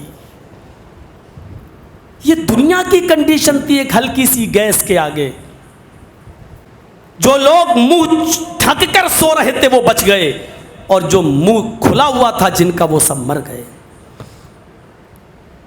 مائیں اپنے دودھ پیتے بچے کو چھوڑ کر بستر پہ بھاگ رہی تھی. جب دنیا میں ایک ہلکا سا گیس کانڈ کا یہ حال تھا کہ مائیں اپنے دودھ پیتے بچے کو چھوڑ کر بھاگ گئی تھی, تو قرآن نے یہ کون سا غلط کہہ دیا کہ قیامت کے دن کا منظر یہ ہوگا کہ یا ایھا الناس اتقوا ربکم ان زلزلۃ الساعۃ شیء عظیم یوم ترونها تذہل کل مرضعۃ عما ارضعت وتضع کل ذات حمل حملها وترى الناس سکارى وما هم بسکارى. اے لوگو تم اللہ سے ڈر جاؤ, اس رب سے ڈر جاؤ جو تمہارا رب ہے, جو تمہارا پالنے پوسنے والا ہے, اور یاد کرو ان زلزلۃ الساعۃ شیء عظیم, قیامت کے دن کا زلزلہ بھوکمپ بہت خطرناک ہوگا, بہت بڑا ہوگا. یوم ترونها تذہل کل مرضعۃ مرضعات ام مرضعات، اس دن تم دیکھو کہ ہر دودھ پلانے والی، چاہے وہ عورت ہو یا جانور ہو، ہر دودھ پلانے والی اپنے دودھ پیتے بچے سے غافل ہو جائے گی. وَتَضَعُ كُلُّ ذَاتِ حَمْلٍ، یہ کلو میں ہر جاندار شامل ہے. وَتَضَعُ كُلُّ ذَاتِ حَمْلٍ حَمْلَهَا، اور تم دیکھو گے ہر حاملہ، چاہے وہ عورت ہو یا جانور، ہر حاملہ چیزیں اپنے حمل کو مارے خوف دہشت کے گرا دیں گی. لوگ تمہیں نشے میں دکھائی دیں گے. وَتَرَى النَّاسَ سُكَارَىٰ، لوگ تمہیں نشے میں دکھائی دیں گے. وَمَا هُمْ بِسُكَارَىٰ، حالانکہ شراب کا گھونٹ انہوں نے نہیں پیا ہوگا، شراب کا جام نہیں ہوگا. وَلَٰكِنَّ عَذَابَ اللَّهِ شَدِيدٌ، لیکن تمہارے رب کا عذاب اتنا سخت ہوگا. اس کو دیکھ کر ان کی کیفیت یہ ہوگی، ہر حاملہ عورت اور جانور اپنے دودھ پیتے بچے سے غافل، ہر حاملہ عورت اور جانور اپنے حمل کو گرا بیٹھیں گے. جب بھوپال کی گیس کانڈ، دنیا کی ایک ہلکی سی گیس کا یہ حال ہے کہ دودھ پلانے والی عورت دودھ پیتے بچے کو چھوڑ رہی ہے، تو قیامت کے دن کی ہولناکی کا تصور ذرا ہم اپنے دماغ کے اندر لائیں اور سوچیں کیا ہوگا. اور پھر وہاں مرنے بھی تو نہیں دیا جائے گا کہ چلو مر جائیں تو جھمیلا ختم ہو جائے، مرنے بھی تو نہیں دیا جائے گا. یہاں بے نمازی کا سر کچل دیا گیا، پتھر مارا، سر کچل گیا، بھیجا باہر، مر گیا. جب تک فرشتہ پتھر اٹھا رہا ہے تب تک اس کو دوبارہ زندہ کر دیا گیا. پھر آؤ، پھر مارا، تب تک پتھر اٹھا رہا، تب تک اس کو پھر لا یموت فیہا ولا یحیا، نہ ہم تمہیں مرنے دیں گے نہ تمہیں زندہ ہی رہنے دیا جائے گا. نہ مرنے دیں گے کہ چلو اب اس عذاب سے چھٹکارا پا گئے، نہ زندہ رہنے دیا جائے گا کہ چلو اب زندگی میں عیش و آرام کرتے رہو. نہیں، مارا جائے گا، جلایا جائے گا، مارا جائے گا، جلایا جائے گا. بدلناہم جلودن، جب ایک بار چمڑی جل کر راکھ، کلما نضجت جلودہم، جب ان کی چمڑیاں جل کر جھلس جائیں گی، ہم اس چمڑی کی جگہ پر دوسری چمڑی ان کے جسم پہ چڑھا دیں گے. یہ عذاب کے منظر اس لیے بتائے گئے ہیں تاکہ ہم دنیا میں نیک اعمال کر لیں اور گناہوں سے بچ جائیں. صرف نیک اعمال کافی نہیں ہے نیک اعمال میں آگے بڑھنا. نیک اعمال میں آگے بڑھنے کے لیے جہنم کا خوف، عذاب قبر کا خوف اور معاشرے کو گناہوں سے پاک و صاف کرنے کا تصور ہمارے دل و دماغ میں یہ رہنا چاہیے. اگر ایسا نہیں ہے تو نیک اعمال کسی کام کے نہیں ہیں. کس کام کے ہیں؟ اور غور کرو بخاری شریف کا وہ منظر، اس صحابی نے کون سا برا کام کیا تھا. احد کے میدان میں لڑ رہا ہے، سب سے پہلے تیر اسی نے چلایا، کافر پر وہی قہر بن کے برپا ہوا، برسا. جس کافر کے مجمع میں گھسا چیرتا چلا گیا. اس کو دیکھتے ہوئے صحابہ کہنے لگے بڑا دیکھو کتنا بہادر آدمی ہے، چیرتا ہوا پھاڑتا ہوا کافروں کے مجمع میں گھس رہا ہے. ایک صحابی اللہ کے نبی کو بتا رہے ہیں. اللہ کے نبی صلی اللہ علیہ وسلم کہتے ہاں لیکن ہے تو وہ جہنمی. کبھی سوچا اس منظر کے بارے میں ہم نے؟ اس صحابی نے کبھی نماز نہیں چھوڑی، اس صحابی نے نیک عمل میں کوئی کمی نہیں کی. اس صحابی رسول نماز وقت پہ پڑھتے تھے، نبی کے پیچھے نماز پڑھتے تھے، نبی کی شان میں کبھی گستاخی نہیں کی. لڑ رہے ہیں، لڑتے لڑتے آگے، لیکن اللہ کے نبی پیشین گوئی کر رہے ہیں، ہے تو جہنمی. وہ صحابی کہتے مجھے بڑا تجسس ہوا، ایک آدمی اتنا اچھا کام کر رہا ہو اور یہ جہنمی کیسے کہتے ہیں. میں اس کی جاسوسی کرنے لگا کہ دیکھیں ایسا کیسے ہو سکتا ہے. کیا دیکھتے ہیں بہت دیر لڑنے کے بعد، کئی کافروں کو قتل کرنے کے بعد وہ صحابی بھی زخمی ہو گئے، زخموں سے چور ہو گئے، نڈھال پڑے ہوئے ہیں، لیکن زخموں کی تکلیف برداشت نہیں کر سکے.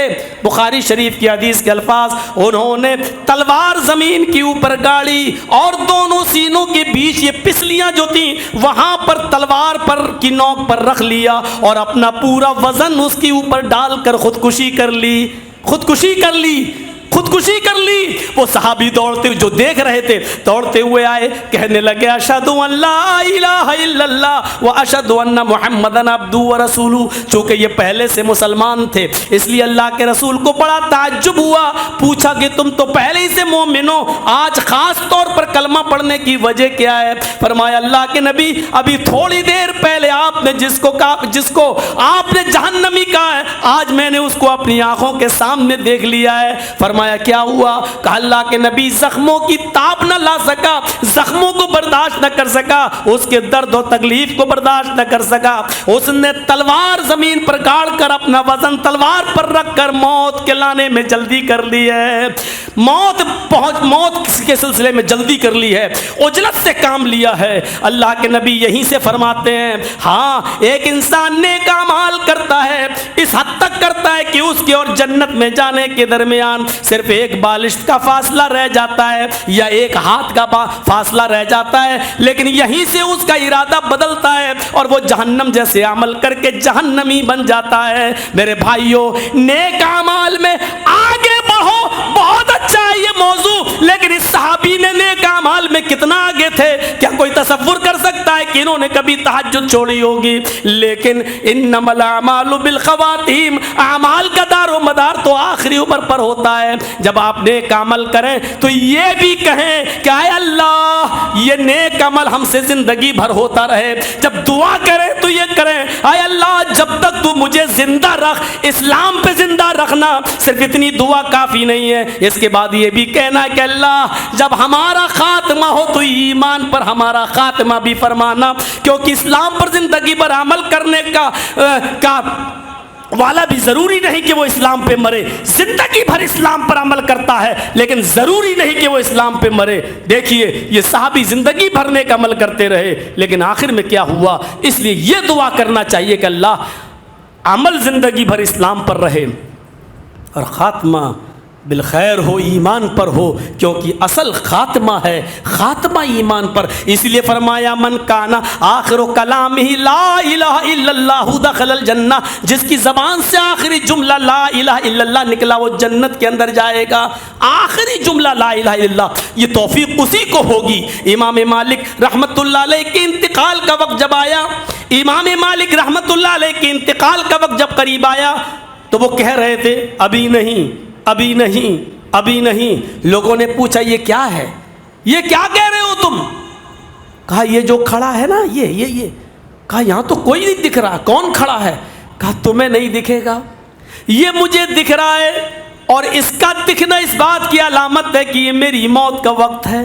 یہ شیطان ہے جو مجھے دکھائی دے رہا تمہیں نہیں دکھائی دے رہا ہے، یہ مجھ سے کہہ رہا ہے اے امام مالک زندگی بھر میں نے تمہارا پیچھا کیا لیکن تم سے کوئی گناہ نہیں کرا سکا، تم بڑے خوش نصیب ہو کہ اللہ کے پاس توحید کی حالت میں جا رہے ہو، اللہ سے راضی اللہ کی رضامندی پر تمہارا انتقال ہو رہا ہے، آخری وقت تمہارا ایمان پر خاتمہ ہو رہا ہے۔ تو امام مالک کہہ رہے ہیں میں اس سے کہہ رہا ہوں ابھی نہیں، یعنی ابھی میرا خاتمہ ہوا نہیں اور تو ابھی تک میرے سامنے کھڑا ہے، میرا پیچھا کر رہا ہے، مجھے ڈر لگتا ہے کہ آخری وقت میں بھی تو کوئی گناہ کا کام مجھ سے نہ کروا جائے، آخری وقت میں کوئی غلط حرکت مجھ سے نہ کروا جائے۔ یہ امام مالک رحمت اللہ علیہ نے اپنے آخری وقت کے یہ جملے انہوں نے استعمال کیے تھے۔ میرے پیارے ساتھیوں اندازہ لگائیے کہ زندگی بھر نیک اعمال کرنے کے باوجود اطمینان نہیں ہے کہ ہم اللہ کے پاس خوشی خوشی جا رہے ہیں، اپنے اعمال صالح کے مطابق کیسے جا رہے ہیں، کیونکہ آخری وقت بھی یہ ڈر لگتا ہے کہیں ایسا نہ ہو کہ شیطان کچھ غلط عمل کرا جائے۔ اس لیے ہونا چاہیے نیک اعمال میں آگے بڑھیے لیکن آخری انما الاعمال بالخواتیم، اعمال کا دار و مدار آخری عمر پر ہے۔ آخری عمر میں ہمارا کیا حال تھا؟ نیک اعمال کی ایک لسٹ اللہ کے نبی صلی اللہ علیہ وسلم نے بھی بیان فرمائی ہے۔ سبعۃ یظلھم اللہ فی ظلہ یوم لا ظل الا ظلہ، امام عادل وشاب نشأ فی عبادۃ اللہ ورجل قلبہ معلق فی المساجد ورجلان تحابا فی اللہ اجتمعا علیہ وتفرقا علیہ ورجل طلبته امرأة ذات منصب وجمال فقال انی اخاف اللہ ورجل ذکر اللہ خالیا ففاضت عیناہ ورجل تصدق بصدقۃ فاخفاها حتی لا تعلم شمالہ ما تنفق یمینہ۔ یہ بخاری شریف کی حدیث کے الفاظ ہیں۔ فرمایا اللہ کے نبی نے 7 قسم کے لوگ عرش الہی کے سائے میں ہوں گے۔ کیا یہ 7 نیکیاں ہمارے اندر پائی جا رہی ہیں؟ نیک اعمال میں آگے بڑھنا ہے تو یہ دیکھیں کیا یہ 7 قسم کی خوبیاں اور یہ 7 قسم کے اعمال ہمارے اندر ہیں؟ یہ 7 قسم کے لوگ قیامت کے دن عرش الہی کے سائے میں ہوں گے۔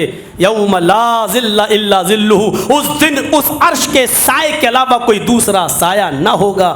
امام عادل، پہلا عدل و انصاف کرنے والا حاکم وقت، عدل و انصاف کرنے والا امیر، عدل و انصاف کرنے والا ذمہ دار۔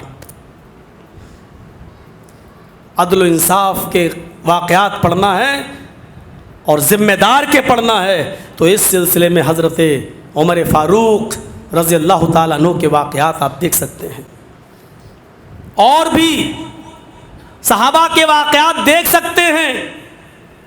عدل و انصاف میں کمی نہیں ہونے دی، اپنوں کے ساتھ بھی نہیں، غیروں کے ساتھ بھی نہیں، بلکہ اپنوں کو ڈبل سزا دی، اور کہا بھی تھا کہ اگر میرا اپنا کوئی غلط کام کرے گا تو میں اس کو دگنی سزا دوں گا۔ بھرے پڑے ہیں واقعات۔ عدل کا معاملہ آیا تو عمر ابن عبدالعزیز کی زندگی کا واقعہ اٹھائیے جس کو تذکرۃ الحفاظ میں علامہ شمس الدین ذہبی رحمۃ اللہ علیہ نے نقل کیا تھا، اور تاریخ خطیب کے اندر خطیب بغدادی نے نقل کیا ہے۔ میرے بھائیوں کہ عمر ابن عبدالعزیز کی بیوی حاملہ ہیں، ان کے پیٹ میں بچہ ہے، 4 مہینے کا حمل ہو چکا ہے، لیکن 4 دن سے کھانا پانی کچھ نہیں ملا ہے۔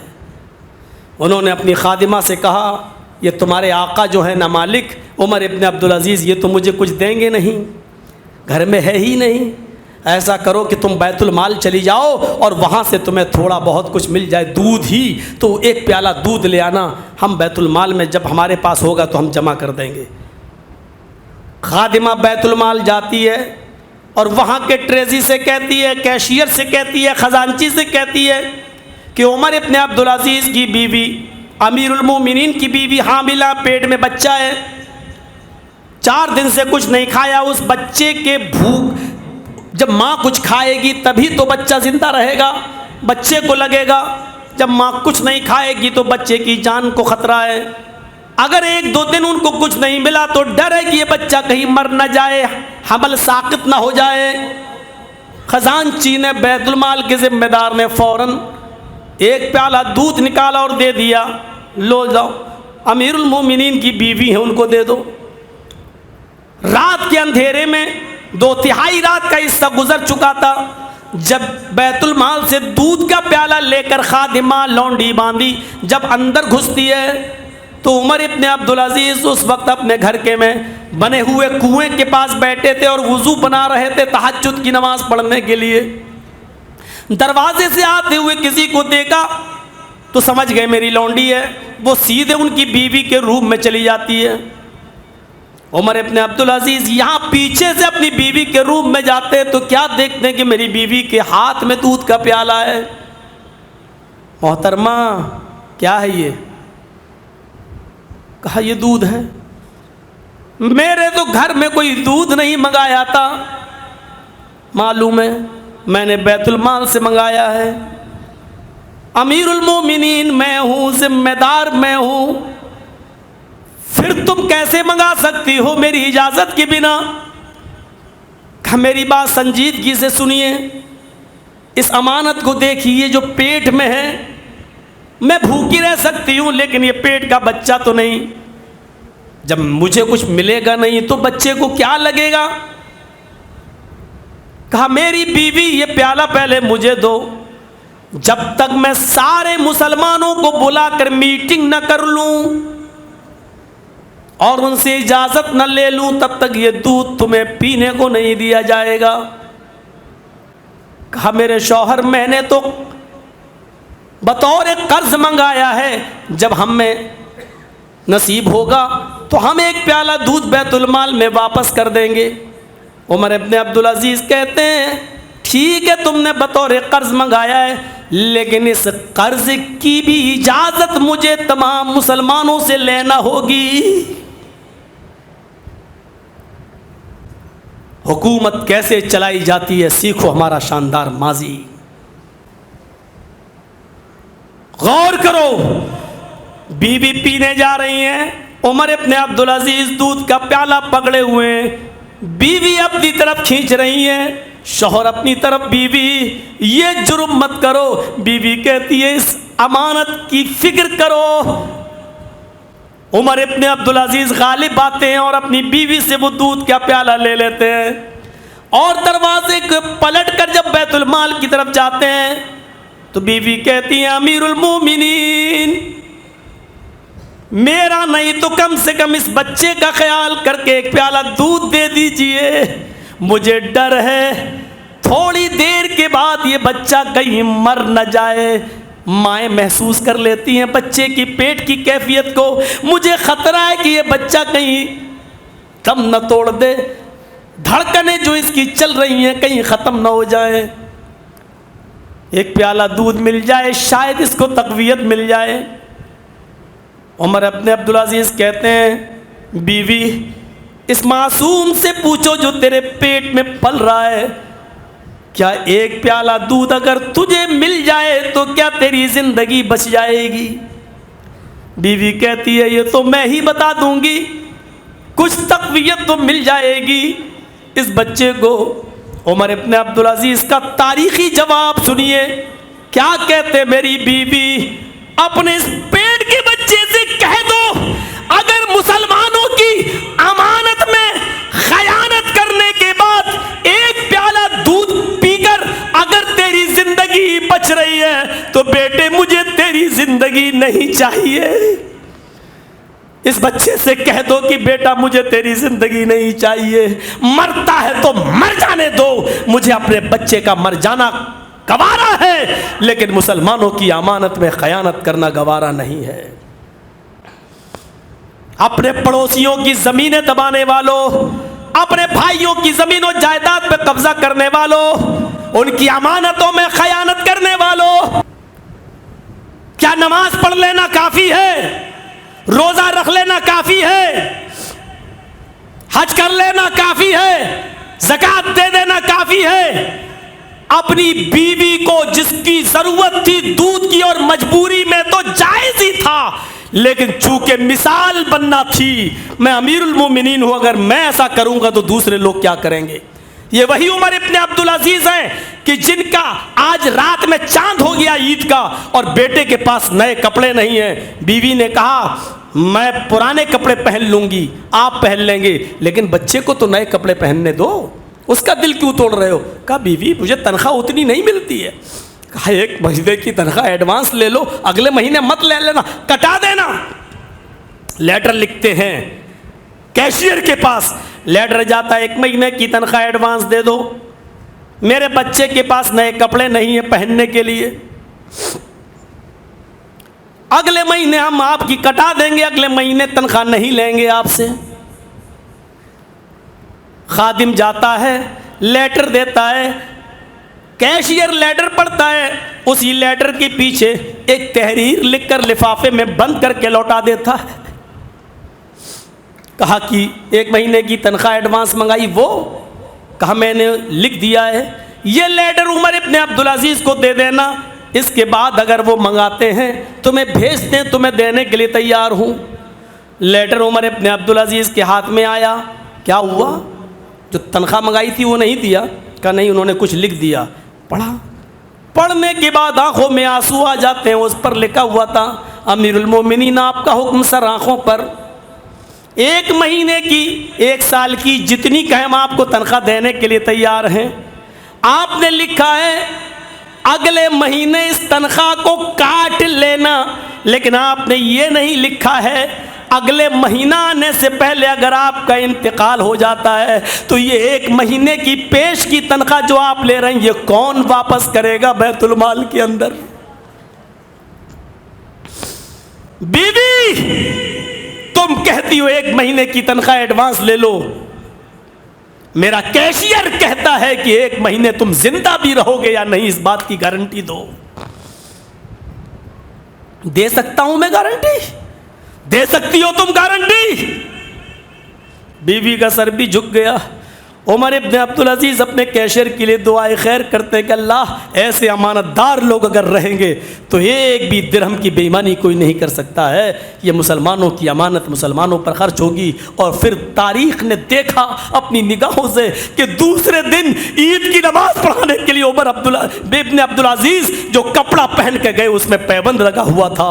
عورتوں نے منظر دیکھا کہ ان کی بیوی بھی جوڑ لگے ہوئے کپڑے پہن کر گئیں، اور بچے کو بھی لوگوں نے دیکھا کہ وہ پرانے کپڑوں میں عمر ابن عبدالعزیز کا بیٹا عید کی نماز پڑھ رہا ہے۔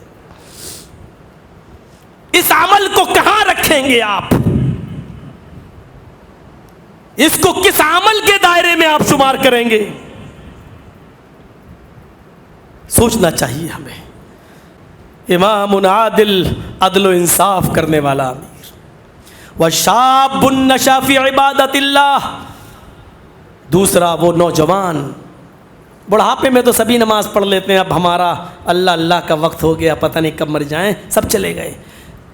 شاب نشا فی عبادت اللہ، دوسرا وہ نوجوان جو اپنے رب کی عبادت میں لگا ہوا ہے، عرش کے سائے میں ہوگا۔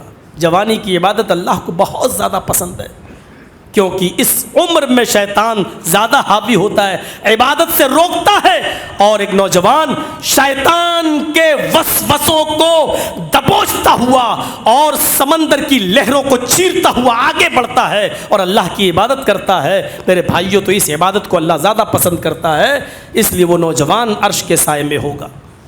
تیسرا، وَرَجُلٌ قَلْبُهُ مُعَلَّقٌ فِي الْمَسَاجِدِ، تیسرا وہ نوجوان جس کا دماغ مسجد کی طرف لگا ہوا ہے، تیسرا وہ آدمی مسجد کی طرف دماغ لگا ہوا ہے، فجر کی نماز پڑھ کے آیا، کام پہ گیا، بار بار گھڑی دیکھ رہا ظہر کب ہو رہی ہے، کام کرتا جا رہا ہے، گھڑی دیکھتا جا رہا، کام کرتا جا رہا، وقت دیکھتا جا رہا ہے۔ جیسی ظہر کی اذان ہوئی ظہر کی نماز پڑھنے پہنچ گیا، ظہر کی نماز کے بعد گھر آیا، بار بار دیکھ رہا ہے عصر کب ہوگی، عصر کب ہوگی، عصر میں دماغ لگا ہوا ہے، عصر پڑھ کے آیا، مغرب کی فکر لگی ہوئی ہے، مغرب پڑھ کے آیا، عشاء کی فکر لگی ہوئی ہے، عشاء کے بعد بستر پہ سوتا ہے، رات میں کئی بار اٹھتا ہے، بار بار دیکھتا فجر کب ہو رہی ہے۔ ایسا شخص قیامت کے دن عرش الہی کے سائے میں ہوگا۔ یہ تیسرا شخص ہے۔ وَرَجُلٌ قَلْبُهُ مُعَلَّقٌ فِي الْمَسَاجِدِ وَرَجُلَانِ تَحَابَّا فِي اللَّهِ اجْتَمَعَا عَلَيْهِ وَتَفَرَّقَا عَلَيْهِ۔ چوتھا وہ انسان، وہ مومن، وہ شخص عرش کے سائے میں ہوگا جس نے کسی سے محبت کی ہوگی تو اللہ کے لیے، اور دشمنی کی ہوگی تو اللہ کے لیے۔ یہ بہت عجیب ایمان کی کیفیت ہے، محبت کسی سے ہو تو اللہ کے لیے، دشمنی کسی سے ہو تو اللہ کے لیے۔ حضرت علی ایک یہودی سے شرط کے ساتھ جنگ لڑ رہے تھے، چل یا تو مجھے قتل کر دے یا میں تجھے قتل کر دوں، دونوں لڑ رہے تھے۔ یہ اسلامی جنگ تھی،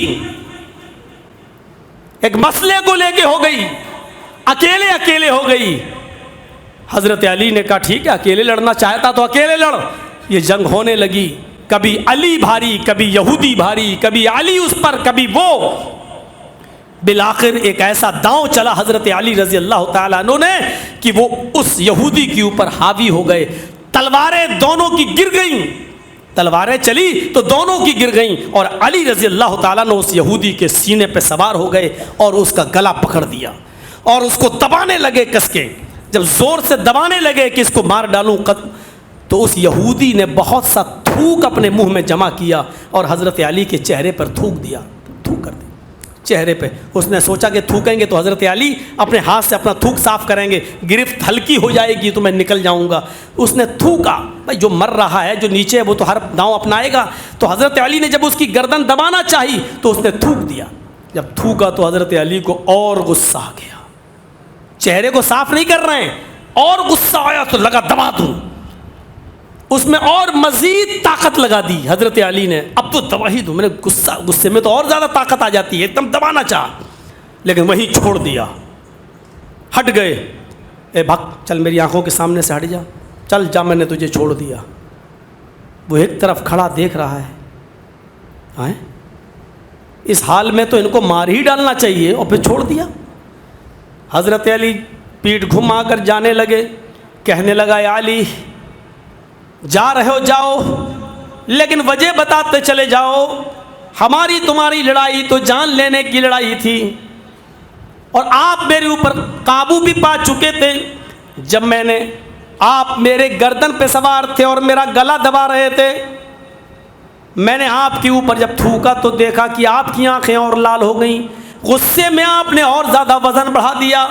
مجھے یقین ہو گیا کہ آپ میں زندہ نہیں رہوں گا, اور ایسے موقع پر آپ نے مجھے چھوڑ دیا. چھوڑنے کی وجہ کیا ہے؟ حضرت علی کا شاندار جواب یہ تھا, جب میں تجھ سے لڑ رہا تھا تو اللہ کے لیے, جب میں تجھے قتل کرنے کے لیے تلوار چلا رہا تھا تو میری یہ لڑائی اللہ کی رضامندی کے لیے تھی. جب میں تیرے سینے پہ سوار ہوا اس وقت بھی میں اللہ کے لیے, جب میں تیرا گلا دبا کر تجھے مار رہا تھا وہ بھی اللہ کے لیے. جب تو نے میرے چہرے پر تھوکا تو تھوکنے کے بعد جو مجھے اور غصہ آیا, جو مزید غصہ بڑھا, اس غصے میں نے تجھے جو گلا دبایا تو یہ اللہ کے لیے نہیں تھا, یہ میرا ذاتی انتقام تھا. اللہ کے لیے اس وقت تک لڑ رہا تھا جب میں تیرے گلے تک سوار تھا, لیکن جب تھوکا اور مجھے اور غصہ آیا, اگر اس غصے میں تجھے مارتا تو یہ میں ذاتی انتقام لیتا تھوکنے کا, یہ اللہ کے لیے نہیں تھا. جب میں نے دیکھا کہ اس میں مزید میرا غصہ شامل ہو گیا ہے تو میں اپنے لیے لڑ ہی نہیں رہا تھا, تو میں اپنے لیے تیری جان کیوں لیتا؟ میں نے تجھے چھوڑ دیا, جا میں نے تجھے چھوڑ دیا.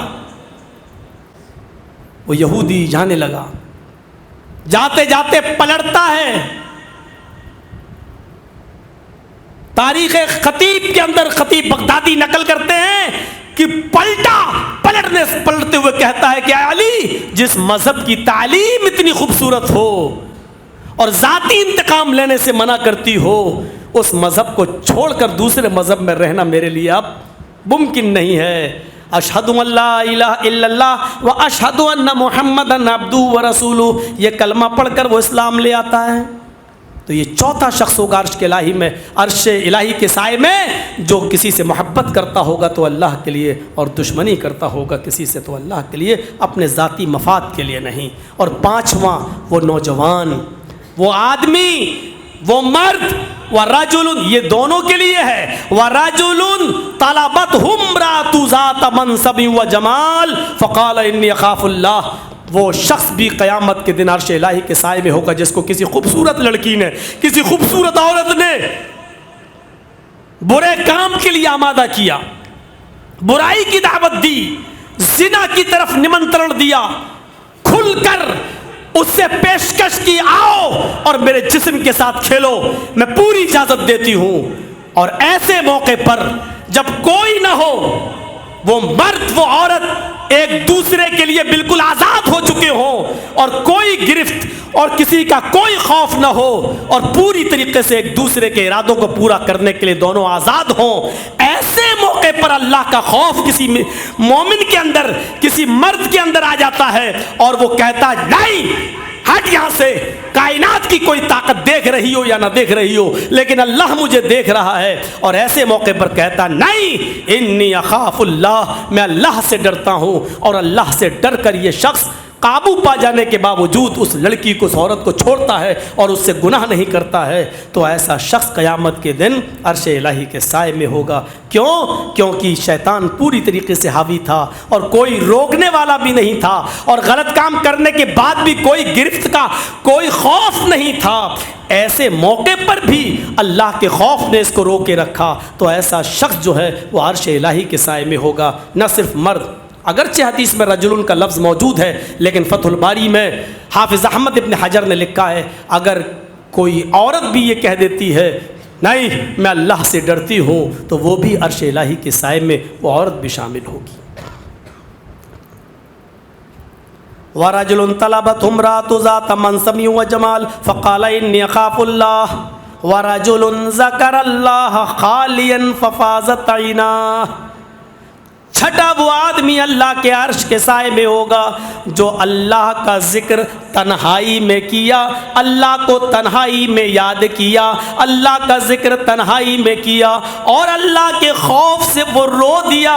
मौलवी जर्जीस भरे मजमे में तो रो सकता है, जर्जीस की तक़रीर सुन के मजमे में हर एक के आंखों में आंसू आ सकते हैं। ये तकवा नहीं है। हाँ आ गए अलग बात है, लेकिन तकवा तो वो है कि रात में बाप भी सो रहा हो, माँ भी सो रही हो, पूरी दुनिया से हम दूर हैं, तन्हाई में अलग कमरे में सजदे में पड़े हुए हैं, अल्लाह से दुआ मांग रहे हैं, सजदे से सर उठाते हैं, रब्बना सिर्फ अन्ना अज़ाब जहन्नम इन्ना अज़ाबहा काना गरामा।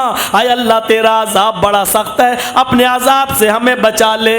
अल्लाह जहन्नम की जासूस तपिश में बर्दाश्त नहीं कर सकता, अल्लाह जहन्नम से हमें नजात दे दे। जो रात में अल्लाह का जिक्र किया, अल्लाह के खौफ से रोया, तन्हाई में उसकी आंख से आंसू आ गए, जिसको अल्लाह रब्बुल किसी ने मजबूर नहीं किया। रात की तन्हाई में आने वाले आंसू हकीकत में खौफ खुदा से आते हैं, अल्लाह के डर से ही आते हैं, क्योंकि उसको रुलाने वाला कोई नहीं था। आज वो रोया तो वाकई अल्लाह के खौफ से रोया है। फरमाया रजुलुन ज़करल्लाह खालियन, जिसने अल्लाह को तन्हाई में याद किया, फफाज़त ऐना, और अल्लाह को याद करके उसके आंखों में आंसू आ गए, तो वो भी क़यामत के दिन अर्श इलाही के साए में होगा, अल्लाह के अर्श के साए में होगा। ये छठा आदमी है। और सातवां रजुलुन तसद्दक़ बिसदक़तिन फ़अख़फ़ाहा, वो शख्स सातवां अर्श इलाही के साए में होगा जिसने अल्लाह की राह में सदका और खैरात किया है, छिपा कर किया। फ़अख़फ़ाहा, उसने उसको छिपाया, नामवरी के लिए नहीं, शोहरत तलबी के लिए नहीं, ढूंढता रहा, तलाश करता रहा कि कौन ज़रूरतमंद है और चुपके से उस ज़रूरतमंद की मदद कर दी। फ़अख़फ़ाहा, उसको छिपाया, और ऐसा छिपाया कि हत्ता ला तालम शिमालुहु मा तुनफ़िक़ु यमीनुहु, उसने अपने दाहिने हाथ से किसी को क्या दिया इसकी खबर उसके बाएं हाथ को भी नहीं हुई, यानी किसी को भी पता न चला।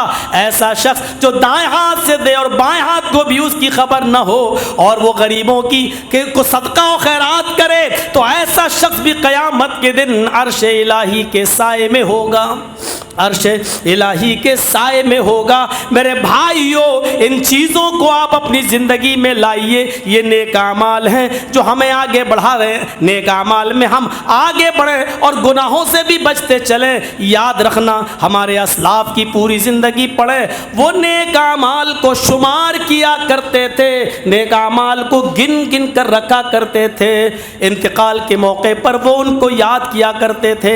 हज़रत ज़ैद इब्न साबित मशहूर सहाबी गुजरे, इनके बारे में इमाम बुखारी रहमतुल्लाह अलैह अपनी मशहूर किताब अल अदबुल मुफरद के अंदर नकल करते हैं कि ये अपने मेहमान के साथ नमाज पढ़ने के लिए अपने 2 मंजिला मकान से नीचे उतरते हैं। उनका मेहमान मस्जिद में जा रहा है, ये भी मस्जिद में नमाज पढ़ने के लिए जा रहे हैं, लेकिन मेहमान का बयान है कि ज़ैद इब्न साबित हल्के हल्के और छोटे छोटे कदम रखते हैं। मेहमान कहता है, अरे मस्जिद करीब है, आप जल्दी क्यों नहीं चलते, आप इतने छोटे छोटे कदम क्यों रखते हैं। ज़ैद इब्न साबित ने कहा कि मैंने जनाब मुहम्मद रसूलुल्लाह सल्लल्लाहु अलैहि वसल्लम से सुना है, मस्जिद की तरफ उठने वाला हर कदम पर अल्लाह एक नेकी देता है और एक गुनाह माफ़ करता है। तो मैं छोटे छोटे कदम इसलिए रखता हूँ ताकि मस्जिद तक जाते हुए हमारे कदमों की तादाद बढ़ जाए,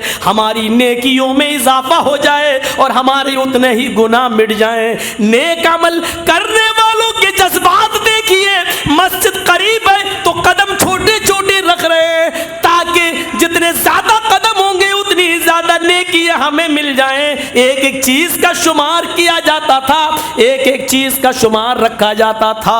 मेरे प्यारे साथियों, गौर करो, गौर कीजिए इन तमाम चीजों पर। अब्दुल्ला इब्ने मोहम्मद इदरीस का वाकया عبداللہ ابن محمد ادریس کا واقعہ امام خطیب بغدادی میں نقل کرتے ہیں کہ محمد ابن عبداللہ ابن ادریس کہ جب انتقال کا وقت آیا تو ان کی بیٹی رونے لگی. بہت بڑے محدث گزرے ہیں عبداللہ ابن ادریس، بہت بڑے محدث گزرے ہیں. ان کے انتقال کا وقت آیا تو ان کی بیٹی رونے لگی تو کہتے ہیں کہ میری لخت جگر، میری بیٹی تم روتی کیوں؟ تمہیں رونے کی ضرورت نہیں. کہا ابو آپ کی طبیعت خراب ہے، لوگ آپ کو دیکھنے آ رہے ہیں اور آپ کہہ رہے ہیں کہ میں روتی کیوں نہیں، رو کیوں رہی ہوں؟ نہیں میں روؤں نہیں تو کیا ہنسوں؟ فرمایا میری بیٹی، مجھے اللہ کی ذات سے پوری امید ہے کہ اللہ مجھے جہنم میں داخل نہیں کرے گا. اے میری بیٹی، تم جس گھر میں بیٹھی ہو رو رہی ہو، اس گھر کے اندر میں نے اب تک 4000 مرتبہ قرآن کریم کی تلاوت کی ہے. او میری بیٹی، جس گھر کے اندر تم رو رہی ہو اس گھر کے اندر میں نے 4000 مرتبہ قرآن کی تلاوت کی ہے. میری بیٹی، مجھے اللہ کی ذات سے امید ہے کہ اس گھر کے اندر 4000 مرتبہ قرآن پڑھنے کی برکت سے اور اس کے ثواب سے اللہ مجھے محروم نہیں کرے گا، اور رب کی ذات سے مجھے امید ہے کہ انشاءاللہ مجھے جنت دے گا. اس طریقے سے وہ نیکیاں شمار کیا کرتے تھے، اس طریقے سے وہ نیکیاں گنا کرتے تھے. ابن الجوزی نے تلبیس ابلیس کے اندر سلیمان تیمی کا ایک واقعہ نقل کیا ہے کہ جب ان کے انتقال کا وقت آیا تو وہ بھی رو رہے ہیں. ان سے پوچھا کہ تم کیوں رو رہے ہو؟ انہوں نے کہا 27 سال پہلے میں نے گناہ کیا تھا، آج اس گناہ کو یاد کر کے میرے آنکھوں میں آنسو آ گئے. اللہ تعالیٰ نے وہ گناہ میرا معاف کیا ہوگا یا نہیں کیا ہوگا؟ پوچھا وہ گناہ کیا ہے؟ فرمایا کہ آج سے 27 سال پہلے میں نے ایک بدعتی سے سلام کر لیا تھا، میں نے ایک بدعتی کو سلام کر لیا تھا. اللہ کے نبی نے فرمایا کسی بدعتی کو اپنے گھر میں پناہ مت دو، لعنت ہے اس آدمی پر جو بدعتی کو اپنے گھر میں پناہ دیتا ہے. میں نے 27 سال پہلے ایک بدعتی کو سلام کر لیا تھا، آج مجھے وہ گناہ یاد آ رہا ہے. کہیں اللہ سے میں 27 سال سے استغفار کر رہا ہوں، مغفرت کی دعا کر رہا ہوں، پتہ نہیں اللہ نے مجھے معاف کیا ہوگا یا نہیں. غور کرو، 27 سال پہلے ایک بدعتی کو سلام کرنا یاد ہے تو ان سے گناہ کتنے کم ہوئے ہوں گے یا ہوئے ہی نہیں ہوں گے. 27 سال پہلے گناہ اگر اس کو گناہ سمجھا جائے تو وہ کہہ رہے کہ یہی ایک گناہ مجھے یاد ہے جو مجھ سے ہوا، آج میں اس لیے رو رہا ہوں کہ اللہ تعالیٰ کہیں اس سے قیامت کے دن سوال نہ کر لے. سلام کر لیا تو کہہ رہے ہیں کہ اللہ ہم سے جواب طلب نہ کر لے. جو لوگ بدعتیوں کو اپنی بیٹیاں دے دیتے ہیں، ان کے ساتھ نکاح کر دیتے ہیں، ان کا گھر بدعتیوں کے گھر میں بسا دیتے ہیں اور زندگی بھر اپنی بیٹی کو شرک اور بدعتوں میں ملوث کر دیتے ہیں، وہ لوگ اپنے بارے میں سوچیں ان کو کتنا اللہ سے ڈرنا چاہیے. اس لیے میں نے کہا نیک اعمال میں آگے بڑھنے کے ساتھ ساتھ اپنے گناہوں پر بھی نظر ڈالو، اپنے گناہوں کے بارے میں بھی سوچو کہ ہم نے کون کون سے گناہ کر ڈالے ہیں. میرے پیارے ساتھیو، یہاں سے ہمیں اندازہ لگانا چاہیے اور سوچنا چاہیے. حضرت ابو سفیان امیر معاویہ کے باپ جب اسلام قبول کر چکے تھے اور ایک دن آیا کہ جب ان کے انتقال کا وقت آیا، علامہ ابن عبد البر نے الاستیعاب کے اندر اس واقعے کو نقل کیا ہے کہ جب ابو سفیان امیر معاویہ کے باپ کے انتقال کا وقت آیا تو وہ رو رہے ہیں. لیکن لوگوں نے رونے کی وجہ پوچھی، کہا کیا موت کے ڈر سے رو رہے ہو؟ کہتے نہیں. کیا کوئی گناہ ہوا ہے؟ تو انہوں نے کیا کہا ہے؟ غور کرو، ارتکبت خطیئتن بایعت رسول اللہ صلی اللہ علیہ وسلم. رو رہا ہوں ضرور لیکن موت کے ڈر سے نہیں. اور میں موت کے ڈر سے کیوں رہوں؟ میں موت کے ڈر سے کیوں رہوں جو حقیقت ہے؟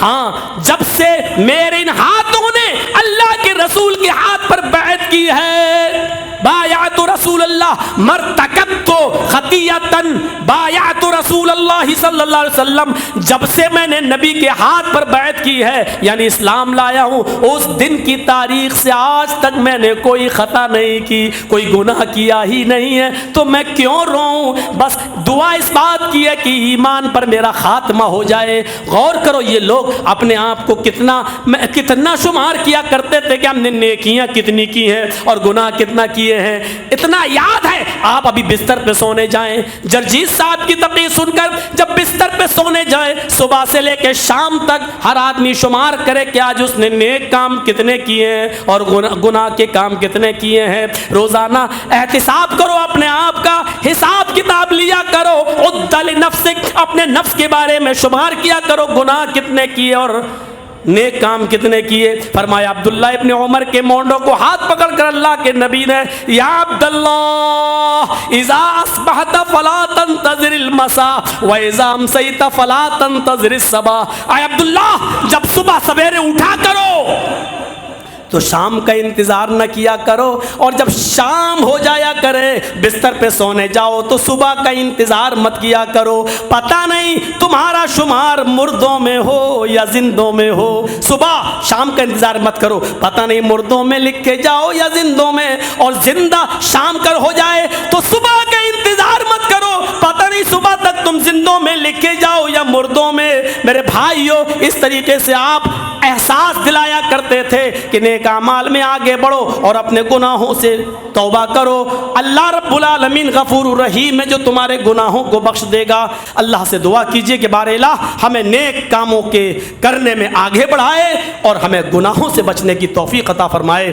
اور یہ بھی دعا کرنا چاہیے پھر یہ دعا کہ بار الہ جب تک تو ہمیں زندہ رکھ، اسلام پہ زندہ رکھنا، اور جب ہمارا خاتمہ ہو تو ایمان پر ہمارا خاتمہ فرمانا۔ یہ ضروری ہے ایمان پر خاتمہ، کیونکہ نیک اعمال کرتے کرتے زندگی گزر جائے اور خاتمہ ایمان پر نہ ہو تو پھر ہماری موت بیکار ہے۔ میرے بھائیوں، اللہ ہمیں نیک عمل کی توفیق بھی عطا فرمائے اور خاتمہ ہمارا ایمان پر فرمائے۔ وما علینا الا البلاغ المبین، وآخر دعوانا الحمد للہ رب العالمین۔ السلام علیکم ورحمۃ اللہ وبرکاتہ۔